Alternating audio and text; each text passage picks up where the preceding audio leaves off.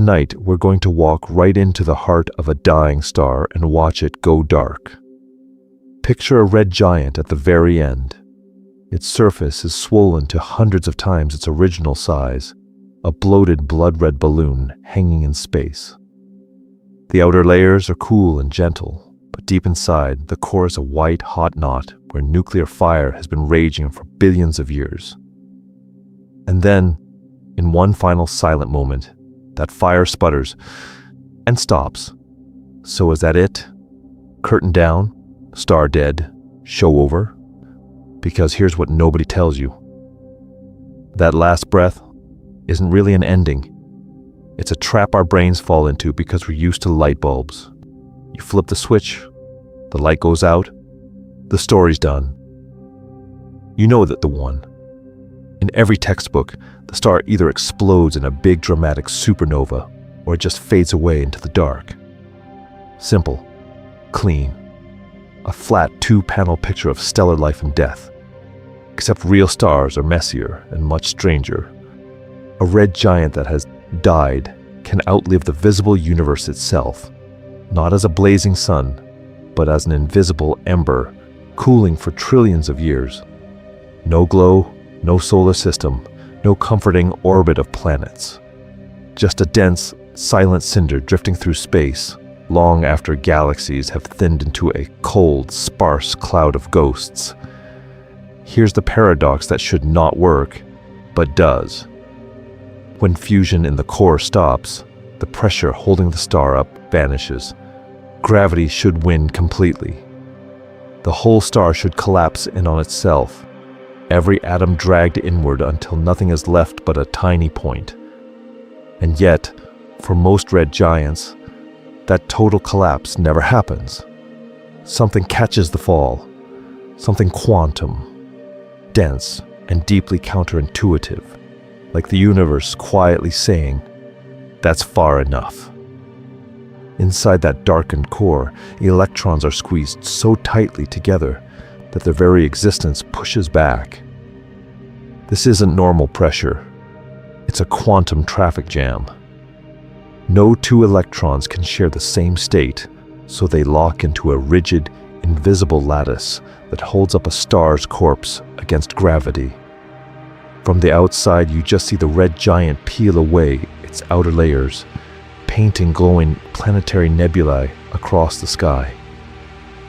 But at the center, a white dwarf the size of Earth is born. And this is only one branch. More massive red giants go further, collapsing until gravity crushes electrons into neutrons, or tears through even that barrier and makes a black hole. So, let's start at the very beginning of the end. In this episode, we'll follow a red giant from its last heartbeat of fusion into its compact remnant, then ride that ember forward into the deep future, where these dead stars quietly decide what the universe becomes next. So let's pull this out of abstract, distant stars and drop it right on your front lawn. The red giant we've been talking about? In about 5 billion years, that's our sun. You know the one.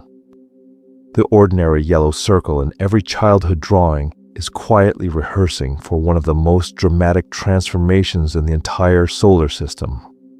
Because here's what nobody tells you. The real question isn't just, will the sun become a red giant? That part is a done deal. The real question is, after it swells, rages, and peels itself apart, what's left sitting where our daylight used to be? What actually replaces the calm star that sets your circadian rhythm and powers your weather apps? Now, let's begin with the part that sounds like sci-fi disaster, but is just plain stellar evolution. As the sun runs out of hydrogen in its core, gravity wins. The core contracts and heats up, while a shell of hydrogen around it starts burning harder. The result is absurd. The outer layers balloon outward until the sun is hundreds of times its current size. Its atmosphere will push past Mercury's orbit, sweep over Venus, and may brush, roast, or outright engulf Earth's orbit too. From far away, it will look huge and bloated. Up close, it's a slow, glowing apocalypse. Oceans boil, rocks soften, orbits shift as the sun sheds mass into space like a leaking furnace. And yet something is above the planets. Something is below them. Deep inside that swollen red sphere, the core keeps shrinking, crushed by gravity into an object about the size of Earth, but holding roughly half the sun's mass. That's the seed of the white dwarf to come. A stellar heart so dense, a teaspoon would outweigh a skyscraper. Glowing hot, but with no new fuel, just leftover heat. Why should you care about the sun's weird retirement plan if you'll be gone long before it happens? Because this isn't just about a future eviction notice for Earth. The way red giants die is the universe's recycling program. Those slow winds and final outbursts are loaded with carbon, nitrogen, oxygen, and heavier elements. The same kinds of atoms in your DNA, your bones, your coffee mug. The brutal irony is hard to miss. The process that will erase Earth's habitability is the same process that once forged the elements that made Earth habitable in the first place. No red giants, no rocky planets, no oceans, no you. So in the rest of this video, we're going to track 3 threads through that paradox. How a star like the sun swells into a red giant. What physically happens when the last usable fuel runs out. And how the different endings, white dwarfs, neutron stars, black holes, echo through cosmic time, deciding what kinds of stars, planets, and maybe lives can exist in the universe's far future. And if you're still here after all of that, you're not just casually curious. You're the kind of person who wants to know what really happens when a star dies. Not just the cartoon where it goes boom and fades to black. You want to see the layers under the diagram. Because here's what nobody tells you. The most dramatic parts of a red giant's death don't look dramatic from the outside at all. So before we fall into that core and watch it fail, let's make a quick deal. The idea of a star outliving the visible universe, cooling for trillions of years as a black, frozen ember in deep space, is even a little bit fascinating to you. Tap the like button and subscribe. That's it. Low effort, high impact. For you, it's a click. For us, it's gravity. It keeps this whole orbit of weird cosmic questions going. Because we're not just talking about explosions. We're about to walk through hidden events that almost never make it into the flat textbook picture. The helium flash, for example. Deep in a red giant's core, helium can ignite in a burst that for a few minutes rivals the energy output of an entire galaxy, yet the surface barely flinches. No fireworks, no flare in the sky, just a quiet rearrangement of the star's heart while the universe pretends not to notice. Then there's the slow, ghostly shedding of the outer layers. A red giant can lose half its mass in winds and dust, building glowing shells that we label planetary nebulae, even though they have nothing to do with planets. Those bubbles light up for only 10 or 20,000 years, then dissolve back into the galactic cloud, seeding of the next generation of stars and worlds. You know the one, the same kind of cloud that once collapsed to form our solar systems in the first place. And yet something is above the planets. Something is below them. White dwarfs, neutron stars, black holes, all lurking off the neat main sequence line you've seen in diagrams, waiting at the ends of different stellar paths. In the next sections, we're going to follow those paths in detail, from swollen red giants to Earth-sized white dwarfs held up by quantum pressure, to rare cores that collapse so hard they warp space-time itself. Now let's begin rebuilding that standard story you learned. We'll put the familiar life cycle of a star back together, step by step, only to peel it apart from the inside and watch how a dying red giant quietly rewrites the future of the universe long after its last visible light goes out. So, let's start at the very beginning. You know the one. The star life cycle you've seen in every textbook diagram since grade school. A cold, dark cloud of gas and dust collapses under its own gravity. The picture is simple. The cloud shrinks, spins up, flattens a bit, and in the center a newborn star lights up. It settles onto the main sequence, quietly fusing hydrogen into helium in its core, shining steadily for billions of years like a well-behaved cosmic light bulb. Birth, then a long, calm middle age. Clean, predictable. Then comes the turning point. Hydrogen in the core runs low, fusion falters, gravity wins a little tug of war, and the core contracts. The outer layers respond by swelling outward. And in the diagram, the star marches off the main sequence, up and to the right on the Hertzsprung-Russell diagram, into the red giant branch. The message is clear. This is the giant chapter. Big, cool, red, dramatic. But still just one neat phase, because here's what nobody tells you. In that simple HR diagram, it looks like the star is just walking along a tidy hiking trail. One dot on the main sequence. One dot is a red giant. One arrow showing the path. You're invited to imagine stars moving like pieces on a flat game board, tracing a single obvious route from one box to the next. In the standard story, the ending is just as clean. Low-mass stars, like the sun, puff up as red giants, shed their outer layers, and then die as white dwarfs, tiny Earth-sized embers quietly cooling in space. More massive stars swell, burn through heavier elements, and then end in a spectacular supernova, leaving behind a neutron star or a black hole. The diagram puts these at the edge of the page, as if you've reached the last panel in a comic strip. The end. Close the book. You can almost see that familiar picture in your head right now. A neat main sequence line, a red giant branch rising above it, then a little hook toward a cloud of white dwarfs in the lower left.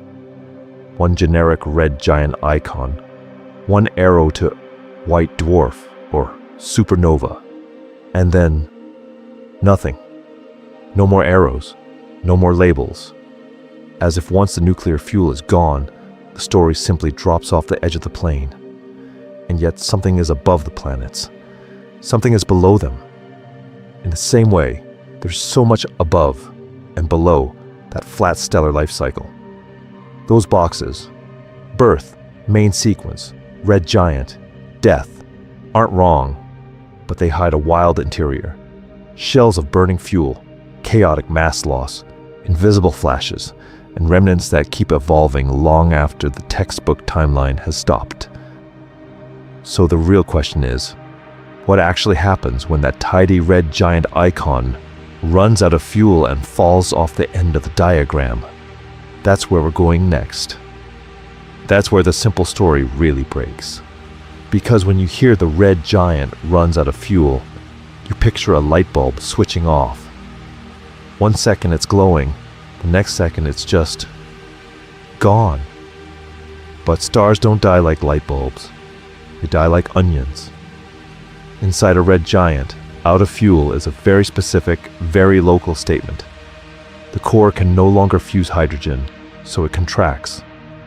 Gravity squeezes it, heats it, and that pressure lights a thin shell of hydrogen just outside the core. That shell is still burning furiously while the outer layers puff out and cool. So even as the heart fails, the skin is on fire. The star looks brighter, larger, more dramatic than ever. Does that sound like out of fuel to you?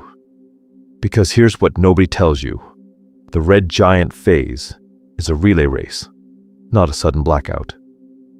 Hydrogen burning in the core hands the baton to hydrogen burning in a shell, which later hands it to helium burning in a deeper shell, and so on. Different layers keep different nuclear reactions going at the same time, like nested engines stacked inside one another. What's really running out isn't energy in general, it's the star's options. Textbook diagrams crush this chaos into a single red circle on a timeline.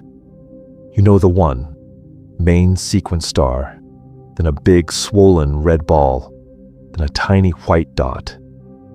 That flat picture makes it look as if the red giant is just the same star, inflated. It hides the fact that the interior has split into zones. Cool envelope, hot burning shells, and a core that has changed phase into something that doesn't behave like normal gas at all. If you could pause time and peel back the outer layers of a red giant, you wouldn't see a smooth ball of fire. You'd see concentric shells, an inner region where helium is fusing, a surrounding shell where hydrogen is still burning, and above that a vast convective envelope tossing material around like a boiling cloud. Deeper in, the core is so dense that atoms are crushed. Electrons are forced into a quantum crowd, and ordinary intuition just gives up. This is where a hidden player steps in. Degeneracy pressure. It's not heat pushing back. It's quantum mechanics saying these electrons cannot occupy the same state, and generating a pressure that doesn't care how cold the gas becomes. That invisible support decides whether a red giant's core quietly stabilizes as a white dwarf, or whether gravity wins so violently that the core collapses into a neutron star or a black hole. So here's the tension. When the core's last viable fuel is gone, gravity should crush everything to oblivion. And yet, in many stars it doesn't. Something unseen catches the fall. What exactly is that invisible hand, and how far can it hold back gravity before it, too, breaks? That's where the real story of After the Red Giant begins. So if something catches the fall, what are we actually trying to pin down here? We're going to zoom in on that last heartbeat of a red giant and ask a very nosy question. When the core's fuel is gone, what happens next? In the next minutes, in the next years, and in the next billions of years. Not just in poetic terms. In literal physical changes you could write down, simulate, and crucially, recognize in the sky. Because here's what nobody tells you. A star dies sounds like a single moment, a clean before and after picture. It isn't. The transformation from red giant to remnant is a chain reaction, with different links for different stars, and each link leaves its own glowing fingerprints in space. So, let's start at the very beginning of that chain. First goal, we want to know what's really inside a red giant at the end. Is the core a hot, degenerate ember of helium or carbon? Are there burning shells stacked like nested Russian dolls? With hydrogen fusing in one layer, helium in another, and the swollen atmosphere barely held on by weak gravity. That internal structure is the script the star is about to follow. Second goal, we're going to see how that inner layout decides the final identity of the star's corpse. A small red giant, like the future sun, peels off its outer layers and settles into a white dwarf about the size of Earth. A heavier star tears through more fusion stages, builds an iron core, and then the core really does collapse, rebounding into a neutron star or, if gravity wins completely, a black hole. Same universe, same physics, wildly different endings. Third goal, we'll push the timeline absurdly far. Once the red giant is gone and the remnant is in orbit around the galaxy, what happens over trillions of years? How does a white dwarf cool? How long can a pulsar keep flashing before it fades? Do black holes just sit there or slowly evaporate into the background of space itself? Along the way, we're going to follow that chain of processes one by one.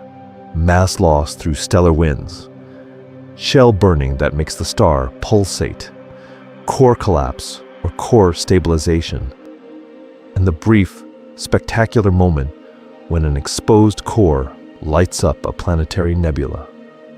You know the one, a delicate ring or bubble on a telescope image that looks like an eye staring back at you. And yet, something is above the planets. Something is below them.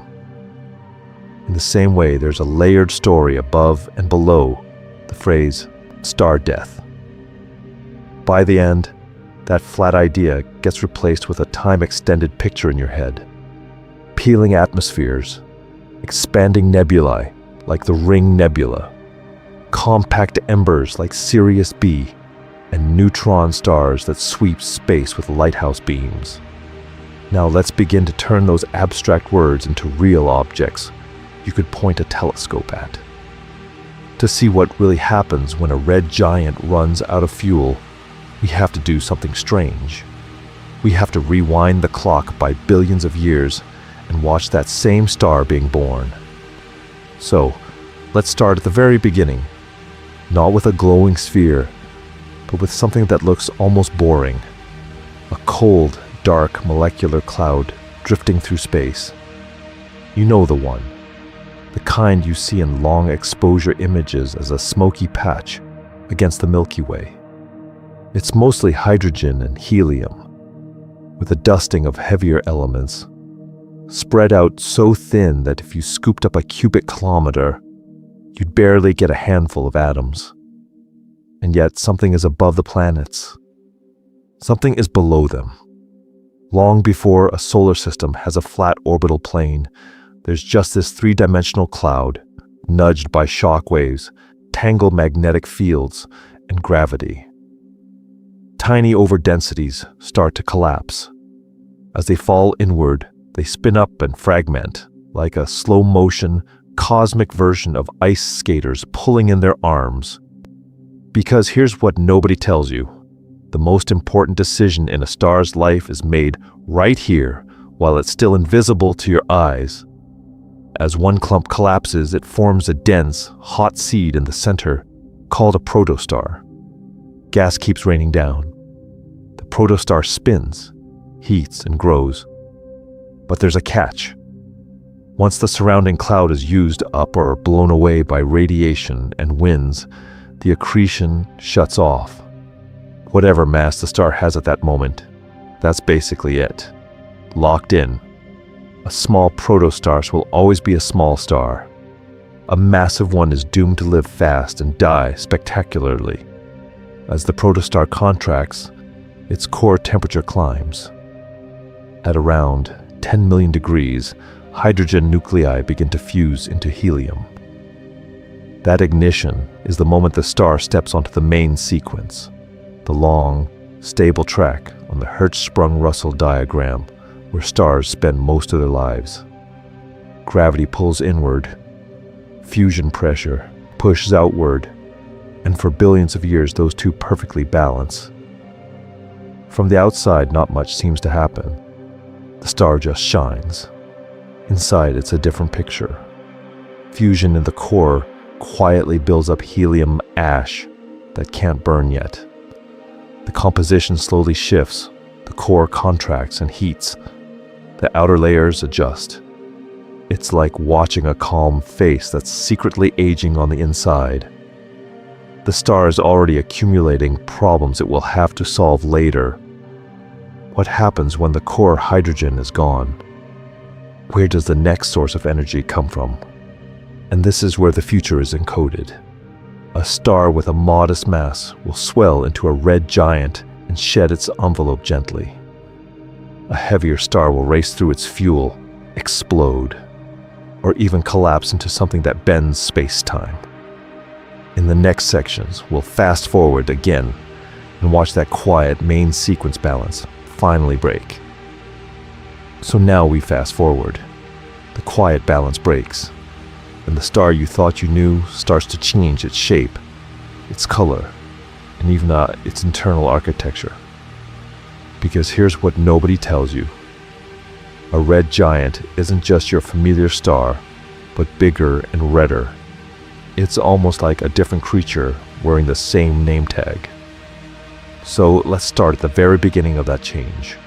For billions of years on the main sequence, the core is calmly fusing hydrogen into helium.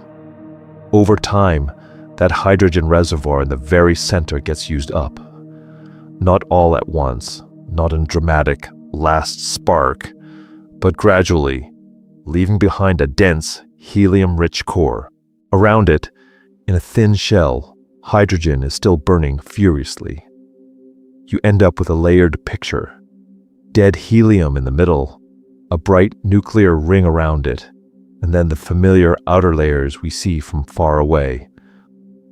What happens when the core can't fuse hydrogen anymore? Gravity wins. The helium core contracts under its own weight and heats up, while that surrounding shell of hydrogen burning actually gets more intense. Energy production moves outward, and the response from the rest of the star is strange. The outer layers don't shrink with the core. They swell. Now the pattern interrupts. As the heart of the star gets smaller, the star itself gets bigger, much bigger. The envelope expands to tens, then hundreds of times its original radius. As it puffs out, the surface cools, shifting from yellow-white to a cooler, redder glow. The temperature drops, but the total surface area explodes, so the luminosity climbs. It looks gentler, softer, but it's pouring out far more energy than before. Use our sun as your reference picture. You know the one. Neat little yellow circle. Planets in their flat orbits. Fast forward about 5 billion years, and that modest disk will balloon to hundreds of times its current radius. Its outer layers could reach out past Earth's present orbit, maybe brushing against Mars. From a safe distance, it would look like a vast red lantern in space, cooler at the surface than today, yet thousands of times more luminous. Not great news for the inner solar system. Inside, the structure is nothing like the main sequence sun. The core is now compact and blazing hot, squeezed by gravity. Above it floats a huge, tenuous envelope, so puffed up that individual atoms are only loosely held. Is more like a diffuse cloud than a solid ball. And yet, something is above the planets. Something is below them. That fragile envelope will soon start to peel away, blown off by stellar winds and rhythmic pulses. In the next phase, those drifting layers become glowing shells and dark dust, the raw material for planetary nebulae, new clouds, and future solar systems. So if the outer layers are this fragile cloud, what does that make the center? Not a gentle glow, but a brutal machine. Now let's begin by slicing this star open in your mind. Picture a cross-section of a red giant, like you're looking at the core of a cosmic onion. At the very center sits an inert heart. First a ball of helium. Later, for many stars, a compact carbon-oxygen core. It's not burning. It's just sitting there, crushed by gravity. While around it, a thin shell of hydrogen is where the real action happens. Because here's what nobody tells you. By the time a star is a full red giant, the original core burning is over. The fireworks have moved into those narrow shells. That hydrogen burning shell is intense. Much more intense than the old core ever was. In that tight ring, nuclear reactions run hotter and faster, dumping energy into the layers above. The result? The outer envelope puffs out to hundreds of times the sun's radius, cools at the surface, and turns red. While the total luminosity can climb far beyond what the star had on the main sequence, it looks cooler and dimmer from the outside. Inside, it's a blowtorch. Deeper in, the core itself reaches such extremes that normal gas physics gives up. Densities climb to hundreds of thousands, even millions of times the density of water. Temperatures soar to over 100 million degrees. Under those conditions, the electrons in the core are squeezed so tightly that they form a degenerate gas, where pressure comes from quantum mechanics instead of the temperature. Heat it up, cool it down, the pressure barely changes. It's like trying to compress a law of physics. When helium finally ignites, or later when that helium runs out, the structure gets even stranger. You can have a dead carbon-oxygen core wrapped in a shell where helium fuses, wrapped in another shell where hydrogen fuses, all buried under a huge convective envelope that churns like a three-dimensional storm. So, let's start at the very beginning of this late phase. This is the asymptotic giant branch, the AGB, where stars like our Sun spend their final giant years. On the AGB, the star doesn't just sit there. It pulses. It breathes. Each surge of shell burning makes the envelope expand and cool, then contract and heat, driving powerful winds that peel away mass. Over time, the star can lose half or more of its original material, seeding space with carbon, oxygen, and dust that future solar systems will inherit. But all of those fireworks depend on one thing: there's still fuel in those shells. So what happens when even those last narrow rings of hydrogen and helium finally go dark? What does gravity do to a core held up by quantum rules once the raging envelope around it has nothing left to burn? That's where the quiet and the really strange part of the story begins. The really strange part doesn't look strange at all. From the outside, a red giant just keeps glowing, slow and steady, as if nothing dramatic is happening at all. But deep inside, the rules have changed. The core has shrunk down into something so dense that atoms are basically elbow to elbow. Electrons are squeezed into a quantum crowd. In low-mass stars like the Sun, that helium core becomes what we call degenerate. And here's the twist. Pressure no longer cares about temperature in the usual way. Heat it up, cool it down. The pressure barely flinches. Because here's what nobody tells you. That breaks the normal thermostat of a star. In an ordinary gas, if fusion runs a little hot, the gas expands, the pressure drops, and the reaction calms down. Gravity, heat, and pressure hold each other in check. In a degenerate core, that safety valve is gone. You can pump in energy, but the core can't puff up to relieve the tension. So the core keeps contracting. Gravity keeps squeezing. The temperature climbs in the dark. 10 million Kelvin. 50 million. Closer to 100 million. You know the one. That point in every diagram where the line suddenly kinks upward and someone writes helium ignition as if it's just the next bullet point. It isn't just the next bullet point. At around 100 million Kelvin, helium nuclei finally have enough energy to slam together and stick, turning into carbon in the so-called triple alpha reaction.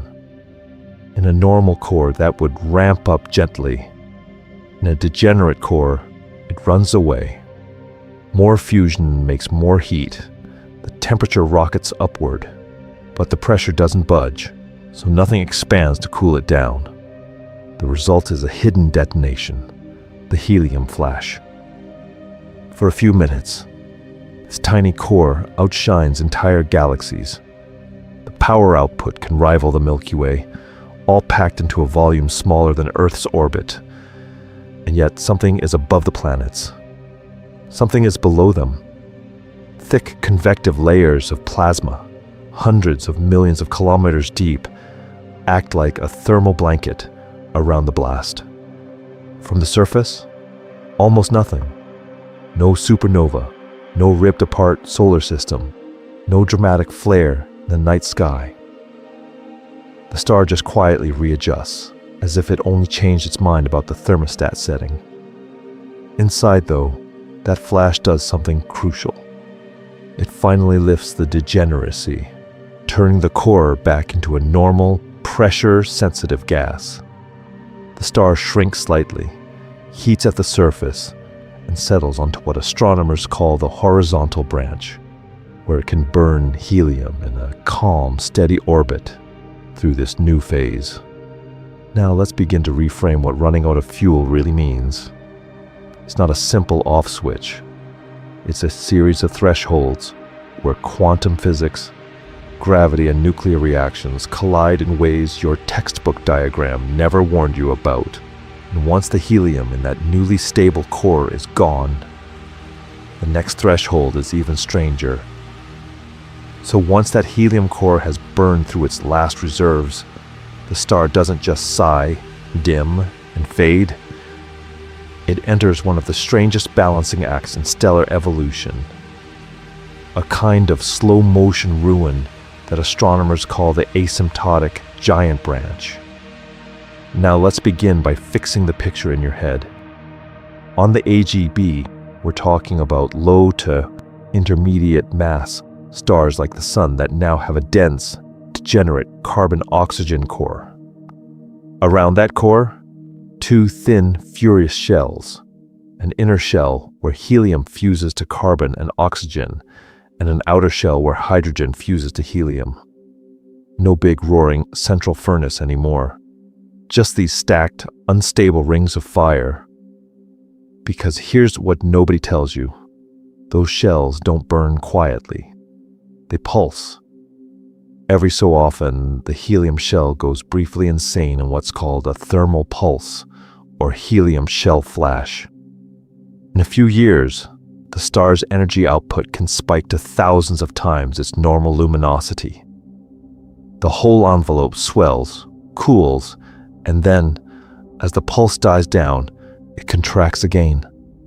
It's like watching a giant star breathe. If each breath took tens of thousands of years, those breaths have consequences. When the star bloats, its gravity at the surface weakens, and the outer layers become incredibly easy to peel away. Strong stellar winds kick in, not the gentle solar wind you're used to from our solar system, but slow, dense outflows that can carry off mass at rates 1 billion times higher. Over the full AGB phase, a star can lose 50 to 80% of its entire mass into space. Here's the twist that should make you sit up. That lost material isn't plain, boring gas. Those convective surges and pulses dredge up carbon, nitrogen, and heavier elements from deep near the core. Molecules form. Dust grains condense. Around the star, a thick, cool, expanding cloud builds up, sculpted into shells, arcs, and clumpy rings by each thermal pulse. You know the one. Those Hubble images where a faint central star sits inside layered, ghostly circles. This is the rehearsal for that. And yet, something is above the planets. Something is below them. If you could drop the Sun into this phase right now, the neat flat plane of planetary orbits would be plowing through a three-dimensional fog of carbon-rich dust, like tiny worlds orbiting inside a slowly exploding smoke bomb. But this act can't run forever. As the core grows and the envelope thins, the shell burning becomes more and more unstable. Eventually, the star's outer layers are so eroded that gravity can't hold the envelope at all. The next pulses don't just puff the star, they eject it. In a relatively brief outburst, the remaining atmosphere is thrown off, clearing a path for the blazing, compact core beneath. In the next phase, that naked core will turn the dusty cloud into a glowing planetary nebula, and the star itself will shrink into something even smaller and stranger, a white dwarf. So now the pretty part is over. The glowing shell drifts away, the last pulses fade, and we're left staring at the heart of the red giant with a much harsher question. What does it actually mean for this star to run out of fuel? Because here's what nobody tells you. A star almost never runs out of atoms. It runs out of conditions. Nuclear fusion is picky. To keep going, the core has to be hot and dense enough that gravity's inward crush is perfectly balanced by the energy blasting outward from fusion. Once that balance fails for a given kind of reaction, as far as the star is concerned, that fuel is gone. For low and intermediate mass stars like our Sun, that failure comes surprisingly early in the periodic table. They climb the ladder from hydrogen to helium, then from helium to a mix of carbon and oxygen in the core. But that's it. The core contracts and heats. Yes, yet not enough to ignite carbon, before gravity squeezes the electrons into a quantum mechanical pressure cooker.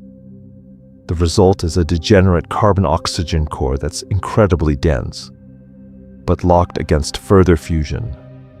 So what happens when the last burning shells sputter out and the mass loss has peeled away the envelope completely?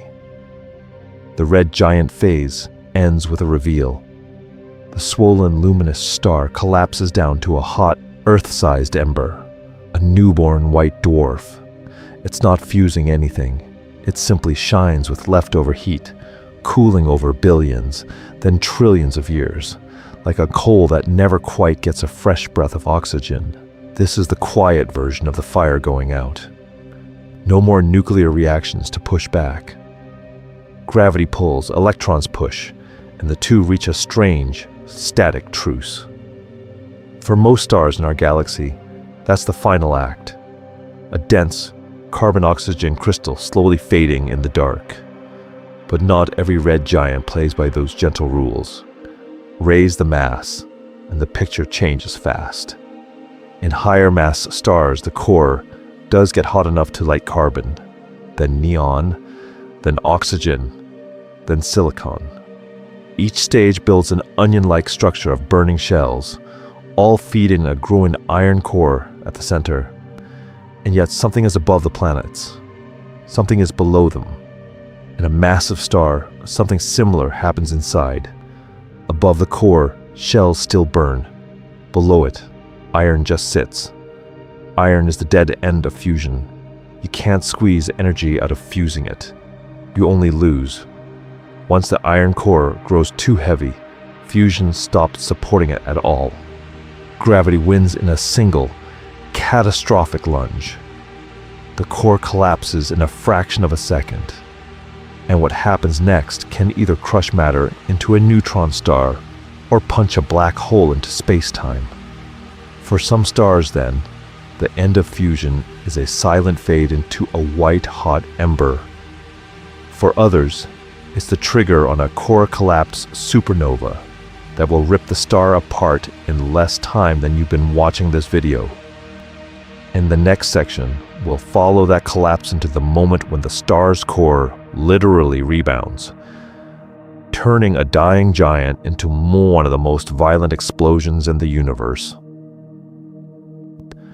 So that rebound, that supernova blast, is not the end of the story. It's a fork in the road, because in those last seconds, gravity is doing something very simple and very brutal.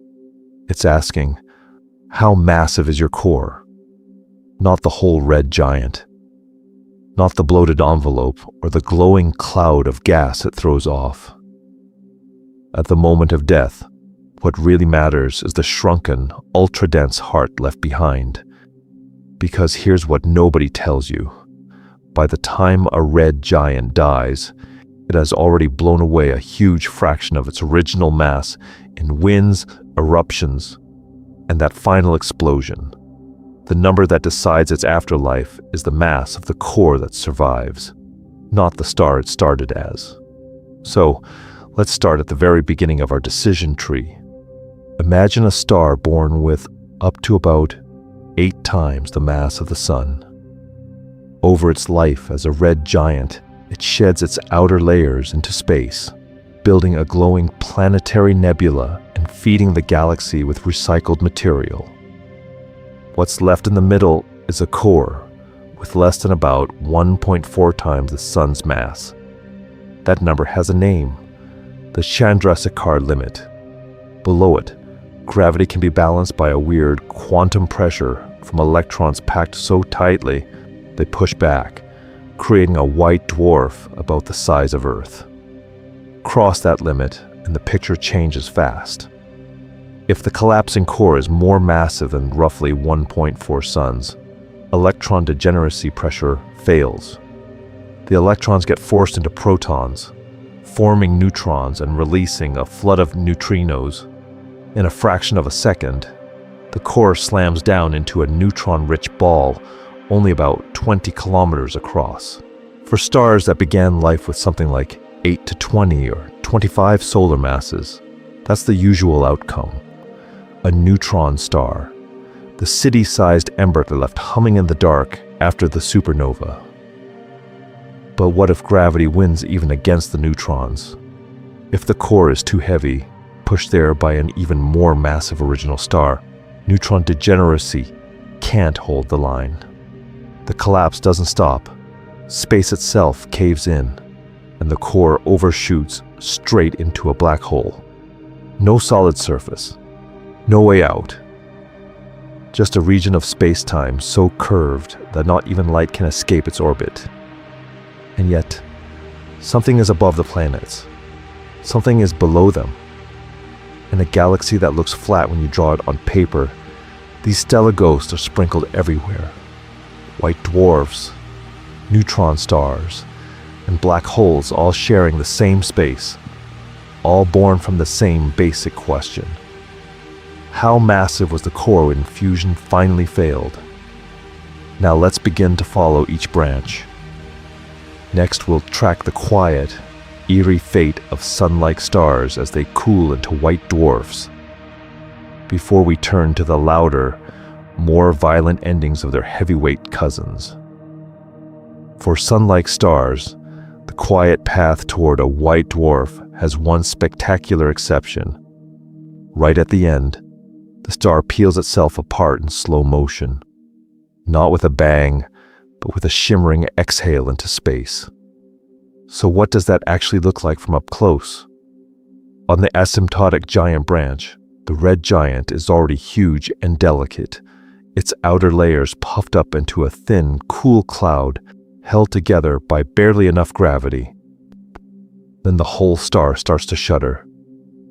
Pulsations ripple through the envelope, like a bell that never stops ringing. Each pulse loosens the grip a little more, and dense, slow stellar winds carry material away. Because here's what nobody tells you.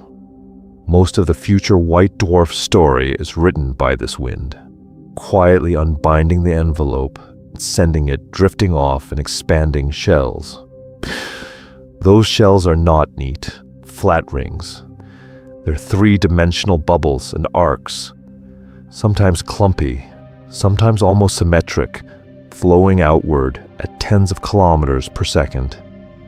Dust condenses in them. Molecules form. From far away, you'd see the red giant wrapped in a cocoon of its own breath. Layer after layer of lost atmosphere sliding outward into interstellar space. Then comes the patterns interrupt. The star doesn't explode. It shrinks. The envelope gets so tenuous that it finally detaches, leaving behind the bare core. As that core contracts, it heats up brutally fast, racing to tens of thousands of Kelvin. Now let's begin the final light show. That tiny exposed remnant floods the expanding cloud with ultraviolet radiation. The gas that looked dark and invisible before. It suddenly lights up, ionized into glowing neon-like colors. This is the birth of a planetary nebula. The name is misleading. It has nothing to do with planets. Early astronomers thought these soft, Round glows looked like small planetary disks in their telescopes. You know, the one that ends up on posters. The ring nebula, M57. In that famous picture, you see a luminous ring of gas, filaments of red and blue hanging in black space. At the center is a pinprick, an exposed core, a future white dwarf blasting ultraviolet light into the gas it shed not long ago. And yet, something is above the planets. Something is below them. The sun itself will one day cast off a similar glowing shell, briefly decorating the solar system with a cosmic halo before it fades. On cosmic timescales, this phases over in a heartbeat. 10, maybe 20,000 years, and the nebula disperses into the wider galactic cloud, its atoms recycled into new stars and worlds. This is the red giant's last visible act, a colorful exhalation, and then the stage lights go down. What's left is a small, dense point of light, the white dwarf. Next, we'll zoom in on that ember and see how long a dead core can keep shining in the dark. So that small, dense point of light is where the real weirdness begins. From a distance, it looks harmless, just a faint star where a red giant used to be. But if we could zoom in on that ember, the picture changes fast. What you're seeing is the naked heart of the star. A white dwarf is the exposed core left behind after a low or intermediate mass red giant blows off its outer layers and fades into that planetary nebula we just talked about. The envelope goes back to the galactic cloud. The core stays behind. And because here's what nobody tells you. For most stars in the universe, this is how they end. Not with an explosion, but with a core cooling in the dark. Inside that core, nuclear fusion is over. The white dwarf is mostly carbon and oxygen, the ashes of all the fusion the star managed to do in life. No fresh fuel is falling inward. No new reactions are lighting up. It shines only because it's still hot, like an iron pulled from a fire. Now let's begin to appreciate just how extreme that ember really is. Take something with about the mass of the sun. Now compress it down until it's only about the size of Earth. That's a typical white dwarf. The gravity at its surface is hundreds of thousands of times stronger than what you feel on Earth. Drop a paperclip from a meter up, and it would slam into the surface at thousands of kilometers per second. You know, the one image of the solar system where everything looks roomy and flat? This is the opposite. This is gravity in hard mode. So why doesn't this tiny star just keep collapsing under its own weight? So, let's start at the very beginning of the answer. Quantum mechanics. In a white dwarf, the atoms are crushed so tightly that the electrons are forced into a kind of cosmic traffic jam. They can't all occupy the same quantum states. So as you squeeze them closer, they push back. That push is called electron degeneracy pressure. And it doesn't care about temperature. Even as the star cools, that quantum pressure keeps holding gravity at bay. There's a catch. Electron degeneracy can only support so much mass. If the white dwarf stays below about 1.4 times the mass of the Sun, the Chandrasekhar limit, this weird quantum pressure can support it indefinitely. Above that, the rules change, and we'll get there. To make this real, look at Sirius. You see a bright blue-white star in the sky, Sirius A. And yet something is above the planets. Nothing is below them. Orbiting Sirius A is Sirius B, a white dwarf almost as massive as the Sun, squeezed into an Earth-sized ball, so faint you can't see it with your eyes. Two stars, same system, completely different fates. But what happens as that white dwarf keeps cooling? And what if it starts stealing mass from a neighbor? That's where the story stops being quiet. The story stops being quiet. and turns explosive. Because here's what nobody tells you. A white dwarf isn't always the peaceful ember it looks like. In a huge fraction of cases, that dead core is not alone. It's in a binary, orbiting a companion star so closely that gravity starts to blur the line between my material and your material. The picture of a lonely fading cinder, that's only half the story. Now let's begin with that hidden partnership. Imagine our white dwarf and a still living star circling a common center of gravity, so tight that the bigger star's outer layers swell over an invisible boundary called the Roche lobe. Once it crosses that line, gas doesn't really know which star to belong to.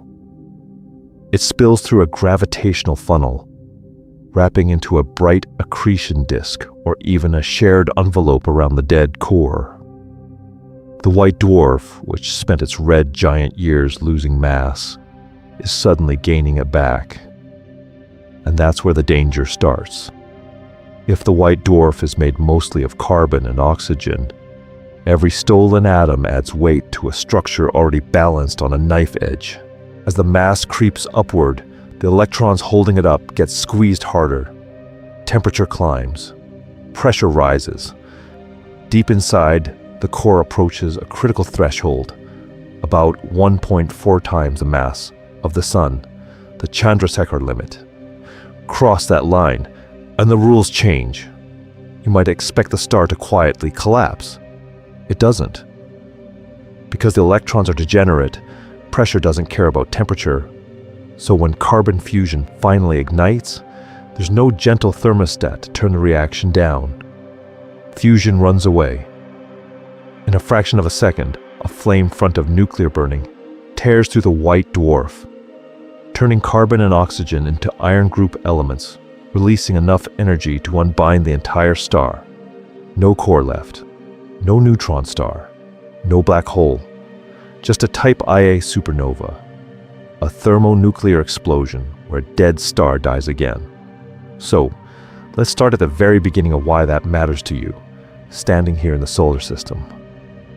Type Ia supernovae all go off at almost the same mass, so their peak brightness is remarkably consistent. Astronomers use them as standard candles to measure distances across deep space, the way you'd use identical light bulbs in a foggy room. They helped reveal that cosmic expansion is accelerating, driven by something we call dark energy. And the iron in your blood, the nickel in meteorites, much of it was forged in explosions like this. And yet, something is above the planets. Something is below them. Floating everywhere in the galaxy are white dwarfs that never quite reach that fatal limit. So if they don't explode, what happens to those quiet embers over trillions of years as the universe itself grows cold? Those quiet embers don't just sit there. They fade, very, very slowly. A white dwarf is what's left when gravity has done almost everything it can, but nuclear fusion is finally given up. There's no more core burning, no more shells of hydrogen or helium lighting up. It isn't a star in the usual sense at all. It's a hot, exposed core, glowing only because it's still cooling down from the furious nuclear fires of its past life. Because here's what nobody tells you. Once fusion stops, the clock doesn't. The energy source is gone, but the heat remains. At first, a fresh white dwarf can be hundreds of thousands of degrees, shining white-blue like a tiny welding arc in space.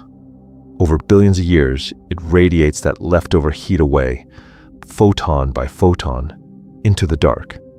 No new energy comes in. The bank account only drains. As it cools, its color shifts. That blazing white-blue ember settles into plain white, then yellowish, then red.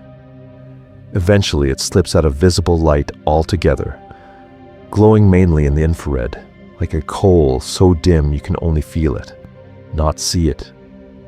Give it long enough, and even that fades until the dwarf is so cold and so faint that with the best telescopes we have today, it would be effectively invisible. It's still there. Gravity still holds it together.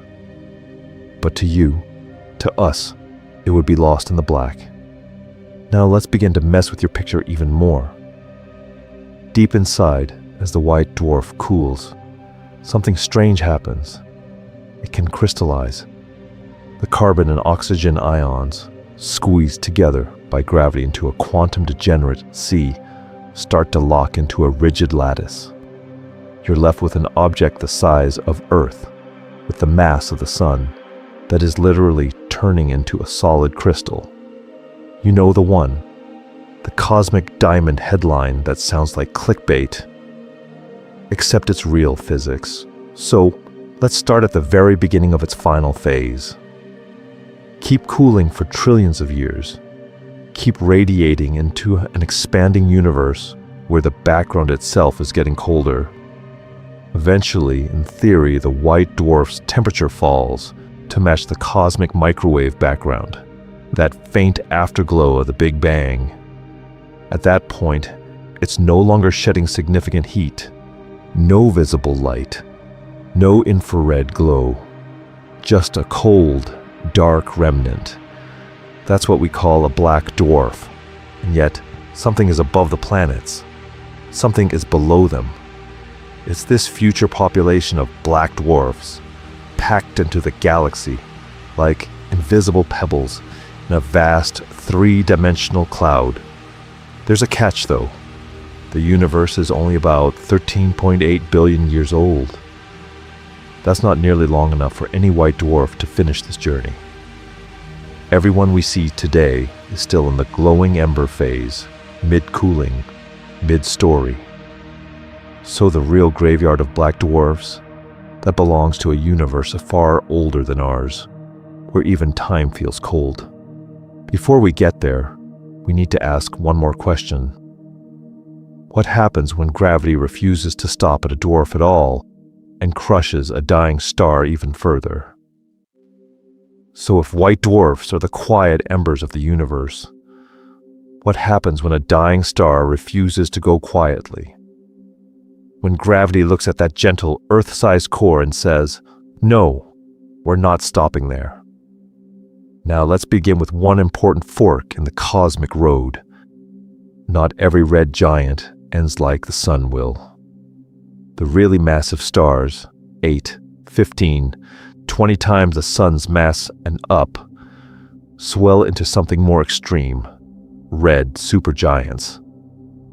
You know the one from the Orion constellation, Betelgeuse, that bloated, unsteady beacon. Same basic idea as a red giant, but everything is hotter, heavier, and far more unstable. Because here's what nobody tells you. Once a star is that massive, it doesn't stop its nuclear story at helium. Its core temperatures climb so high that it can light up new fuels in sequence. First hydrogen in a shell around the core, then helium beneath that. As the exhausted core contracts and heats, carbon fusion kicks on, then neon, then oxygen, then silicon. Each new stage ignites closer to the center, while the older ones keep burning farther out. If you could slice a red supergiant open and freeze it in time, you'd see an onion made of fire. A silicon-burning core wrapped in shells of oxygen burning, then neon, then carbon, then helium, then hydrogen, all stacked in layers like some deranged cosmic jawbreaker. Every shell is fusing lighter elements into heavier ones, and all of that ash is raining down to build a single thing at the center, an iron core. And that's where the rules change. Fusion works as a power source because fusing light elements releases energy. But iron sits right at the tipping point of nuclear binding energy. Try to fuse iron into something heavier, and you have to put energy in instead of getting energy out. So once the core is mostly iron, fusion becomes a dead end. No new burning stage is waiting in the wings. The star's last real source of pressure support is gone. Yet gravity doesn't care that the script has run out. As more shells dump their fusion ash inward, the iron core grows, creeping toward its own Chandrasekhar-like limit, around 1.5 solar masses. At first it looks stable on the outside. The star is still a red supergiant, still glowing, still losing mass in a slow stellar wind. But inside, the balance is razor thin. One moment of instability, one tiny shift in pressure or temperature, and the core will no longer be able to support its own weight. When that happens, it doesn't sag, it plunges. In less than a second, the core collapses from something roughly Earth-sized to something city-sized, and the outer layers begin to fall in after it. What that sudden freefall does next is one of the most energetic pattern interrupts in the universe, bright enough to outshine an entire galaxy. And yet, something is above the planets. Something is below them. In the next part, we'll follow that collapsing core all the way down and watch what happens when gravity slams into nuclear matter so hard that space itself has to respond. So what does it actually look like when gravity wins? Not in a slow fade, but in a single, catastrophic plunge. Because here's what nobody tells you. Once a massive red supergiant's core hits iron, the clock doesn't tick down over millions of years. It runs out in less than a second. Iron is the dead end of stellar fusion. You can't squeeze energy out of it by fusing it further. So the core just piles up more and more iron ash. At first, electron degeneracy pressure holds that iron core up, like an invisible quantum scaffold. But as the mass creeps toward about 1.5 suns, that scaffold snaps. In an instant, the core loses its support and drops inward at a significant fraction of the speed of light. Imagine the heart of a star, the size of Earth, slamming down toward something city-sized in milliseconds. As the core falls, the rules of ordinary matter get rewritten. Electrons are rammed into protons so violently that they merge into neutrons. You know the one basic reaction from particle physics. Proton plus electron gives you a neutron plus a neutrino. Now scale that up to a solar mass of material. A blinding flood of neutrinos pours out, carrying away more energy in a few seconds than your entire solar system will emit in its whole lifetime. The result is an ultra-dense neutron-rich core, squeezed to nuclear densities. A teaspoon of this material would outweigh a mountain range. The infalling layers crash into that suddenly incompressible core and overshoot, like a car slamming into a concrete wall. The core stiffens, rebounds, and that rebound launches a shock wave racing outward through the collapsing star. At first, that shock stalls, buried deep inside. This is the moment where, on paper, the explosion should fail. But those neutrinos streaming out from the newborn neutron star deposit just enough of their energy into the overlying layers to re-energize the shock. Now the wave roars back to life, punches through the outer shells, and blows the star's envelope off in a core collapse supernova. From the outside, you see a quiet red point suddenly brighten until it can outshine an entire galaxy. Over weeks and months, that light fades while expanding shells of gas race outward, eventually becoming the kind of glowing, chaotic cloud you see in supernova remnant images. At the center, left behind like a smoking gun, is a compact object, a neutron star if the core was modest, or a black hole if gravity pushed even neutrons past their breaking point. So, let's start at the very beginning of the contrast. Low-mass red giants end in a gentle planetary nebula, peeling off their envelopes in slow, graceful winds. Massive red supergiants do the same basic thing, shed their outer layers, but on an energy scale so extreme, it can reshape the chemical makeup of a galaxy. Now let's begin to follow what happens to that compact remnant and how this violent ending seeds the next generation of stars and planets. Those outer layers race away into space, but the real drama is what's left behind. Because here's what nobody tells you. The most terrifying part of a giant star is the part you don't see anymore. Deep in the wreckage of a massive red supergiant, the core collapses, not to something the size of Earth like a white dwarf, but to something closer to a city. You squeeze 1.5 to about 2 times the mass of the Sun into a sphere roughly 20 kilometers across. That's a neutron star. You could drive across it in half an hour. You could never leave. So, what does that actually mean for the matter inside it? Imagine taking every atom you know, stripping away the empty space in the electron clouds, and then pushing the nuclei so close together they merge. In a neutron star, protons and electrons are crushed into neutrons.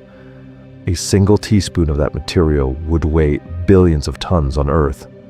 Not wow, that's heavy. More like it would punch through the planet heavy. At this point you might ask, why doesn't it just keep collapsing forever?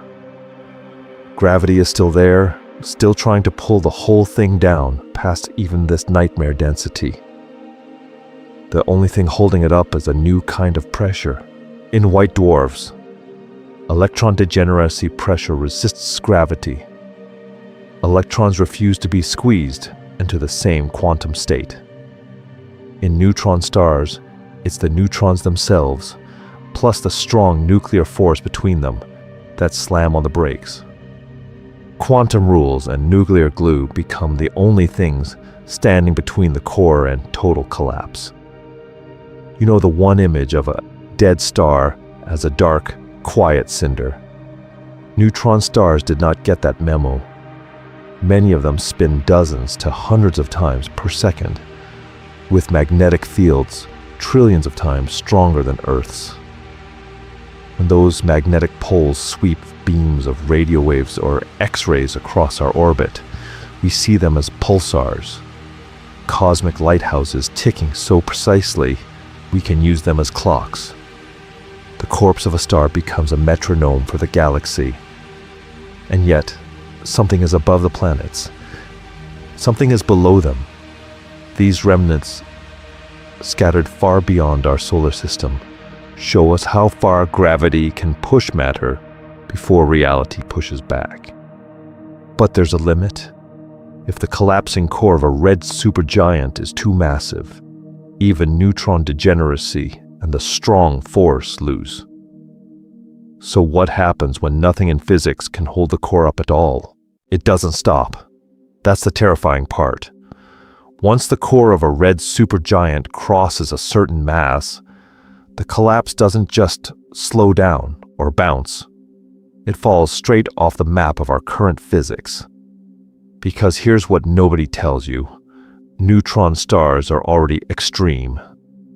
You crush a sun's worth of mass into something the size of a city and let neutron degeneracy and the strong force hold the line. But if that collapsing core is more than about 2 to 3 times the mass of the sun, even those quantum pressure brakes fail. There is no known force left to push back, so the core keeps falling inward, faster, denser, hotter. In less than a second, it shrinks past a critical radius where escape velocity beats the speed of light. That invisible boundary is what we call the event horizon. Cross it, and you're done. To ever get out, you'd have to outrun light itself. Think about that for a second. We're used to gravity as this gentle thing that keeps you in your seat or holds the planets in orbit. Here, gravity wins so completely that it traps not just matter, but light, information, and any hope of sending a signal saying, "I made it." From the outside, time near that boundary appears to slow to a crawl. From the inside, our equations stop giving sensible answers. At the very center of this new black hole, the original red supergiant's core has been crushed into a region so compact that our theories predict a singularity, density and curvature of space-time going to infinity. That's the part where the math raises its hands and walks off. We don't get a neat picture. We get a blank. Now let's begin to complicate the Hollywood version. Not every massive star goes out with a bright, camera-ready supernova. Some red supergiants seem to just wink off in our telescopes, collapsing directly into black holes with only a weak flash, or no visible explosion at all. In other cases, a supernova does launch layers of the star outward, but gravity drags a large fraction of that material back down. That fallback rains onto the newborn black hole, feeding it and locking up even more mass behind the event horizon. Here's the pattern interrupt. Black holes are not cosmic vacuum cleaners roaming through space, gobbling entire solar systems. They're simply extremely compact remnants. Put one where the star used to be, and planets at a safe orbit could, in principle, keep circling just fine. The gravity far away is the same. It's the geometry near the event horizon that's wild. And yet, something is above the planets. Something is below them. These invisible scars of collapsed red giants sit in our galaxy for billions of years, quietly shaping orbits, stirring gas clouds, and bending the very picture of space itself. So what does living next to one really look like? Living next to one means living in its ghost, because here's what nobody tells you. The real drama isn't just the compact remnant warping space. It's everything the red giant threw away on its way at that final ember or collapsed heart. Whether our dying star ends in a quiet planetary nebula or a violent supernova, most of its mass doesn't stay locked up. It gets launched. For a sun-like star, slow winds peel off 40, 50, even 80% of the original mass into space. For a massive star, a single supernova can hurl several suns worth of material into the galaxy in a fraction of a second. So where does all of that go? Does it just vanish into the dark? Not at all. It becomes the richest cloud you've ever seen.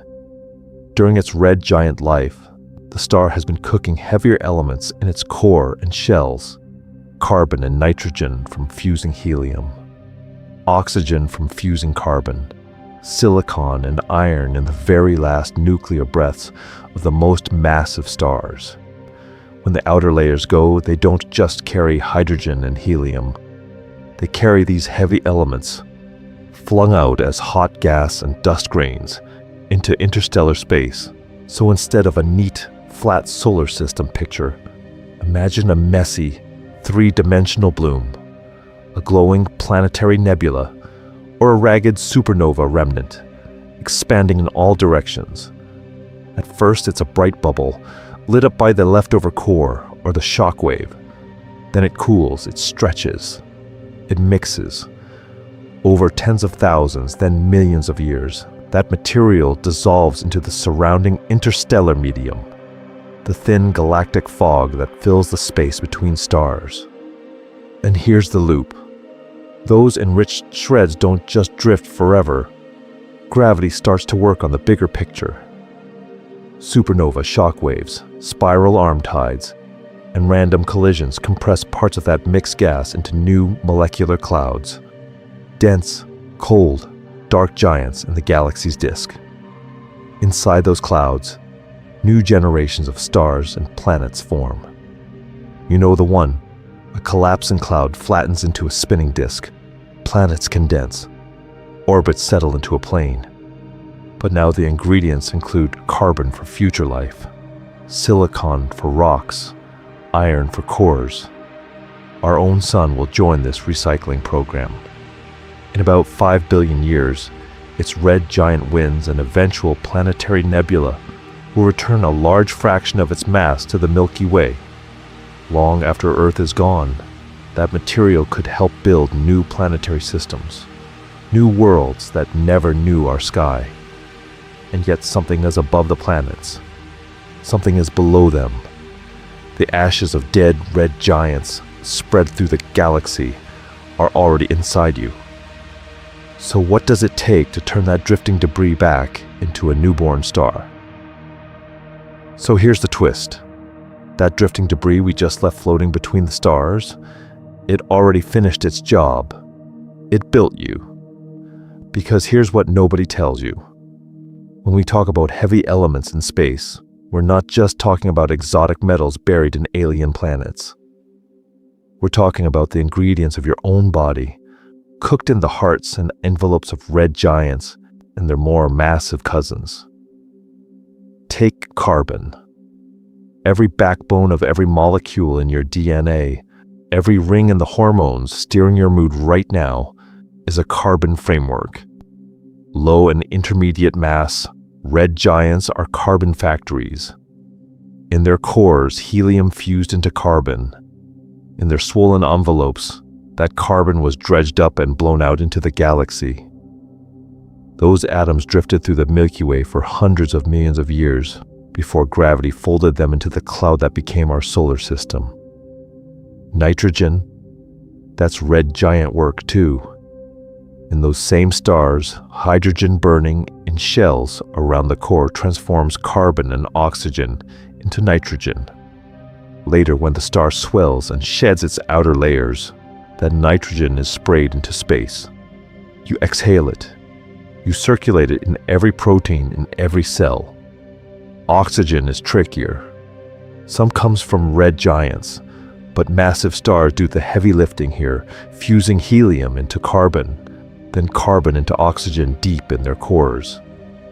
When those stars end not as planetary nebulae, but as supernovae, they fling oxygen across the galaxy. The oxygen in every breath you take was once trapped in the core of a star that died far more violently than the sun ever will. Calcium and iron push us even deeper into stellar death. Calcium, the element hardening your bones and carrying signals in your nerves, forms in the advanced burning stages of massive stars and in supernova explosions. Iron, sitting in the center of your red blood cells, is forged in the final desperate moments of a collapsing stellar core and in the shock wave of the supernova that follows. You know the one, the kind of blast that briefly outshines an entire galaxy. So, let's start at the very beginning of you. Before Earth, before the sun, there had to be generations of stars that lived, swelled into red giants, shed their envelopes, exploded, and mixed their ashes into the galactic cloud. Only after that long recycling process could a dense patch collapse, flatten into a protoplanetary disk, and orbit as our familiar solar system. Now, let's begin a different picture. Every breath of oxygen you take, every carbon atom in your cells, every calcium crystal in your teeth, was once part of the envelope or core of ancient red giants and massive stars. Stellar death is not an end, it's a handoff. Without those endings, there is no complex chemistry, no rocky planets, no conscious observers asking where they came from. So when a red giant dies, it doesn't just leave behind a white dwarf, it leaves behind the raw material for questions like yours. And yet, something else still has to happen. How does that enriched gas fall back together to light up as a new star? Now let's begin to turn that big cosmic story back on ourselves. Because here's what nobody tells you when they talk about red giants and planetary nebulae. We're not just talking about distant stars. We're talking about the sun you see in the sky today and the orbit you're riding right now. So, let's start at the very beginning of our star's future. The sun has about 5 billion more years of relatively calm life left on the main sequence, quietly fusing hydrogen into helium in its core, while the solar system looks more or less like the flat textbook picture you know. Then gravity wins a slow argument. The core runs low on hydrogen, contracts, and heats, and the outer layers puff out into a red giant hundreds of times larger than today. That red giant era won't be a quick flare-up.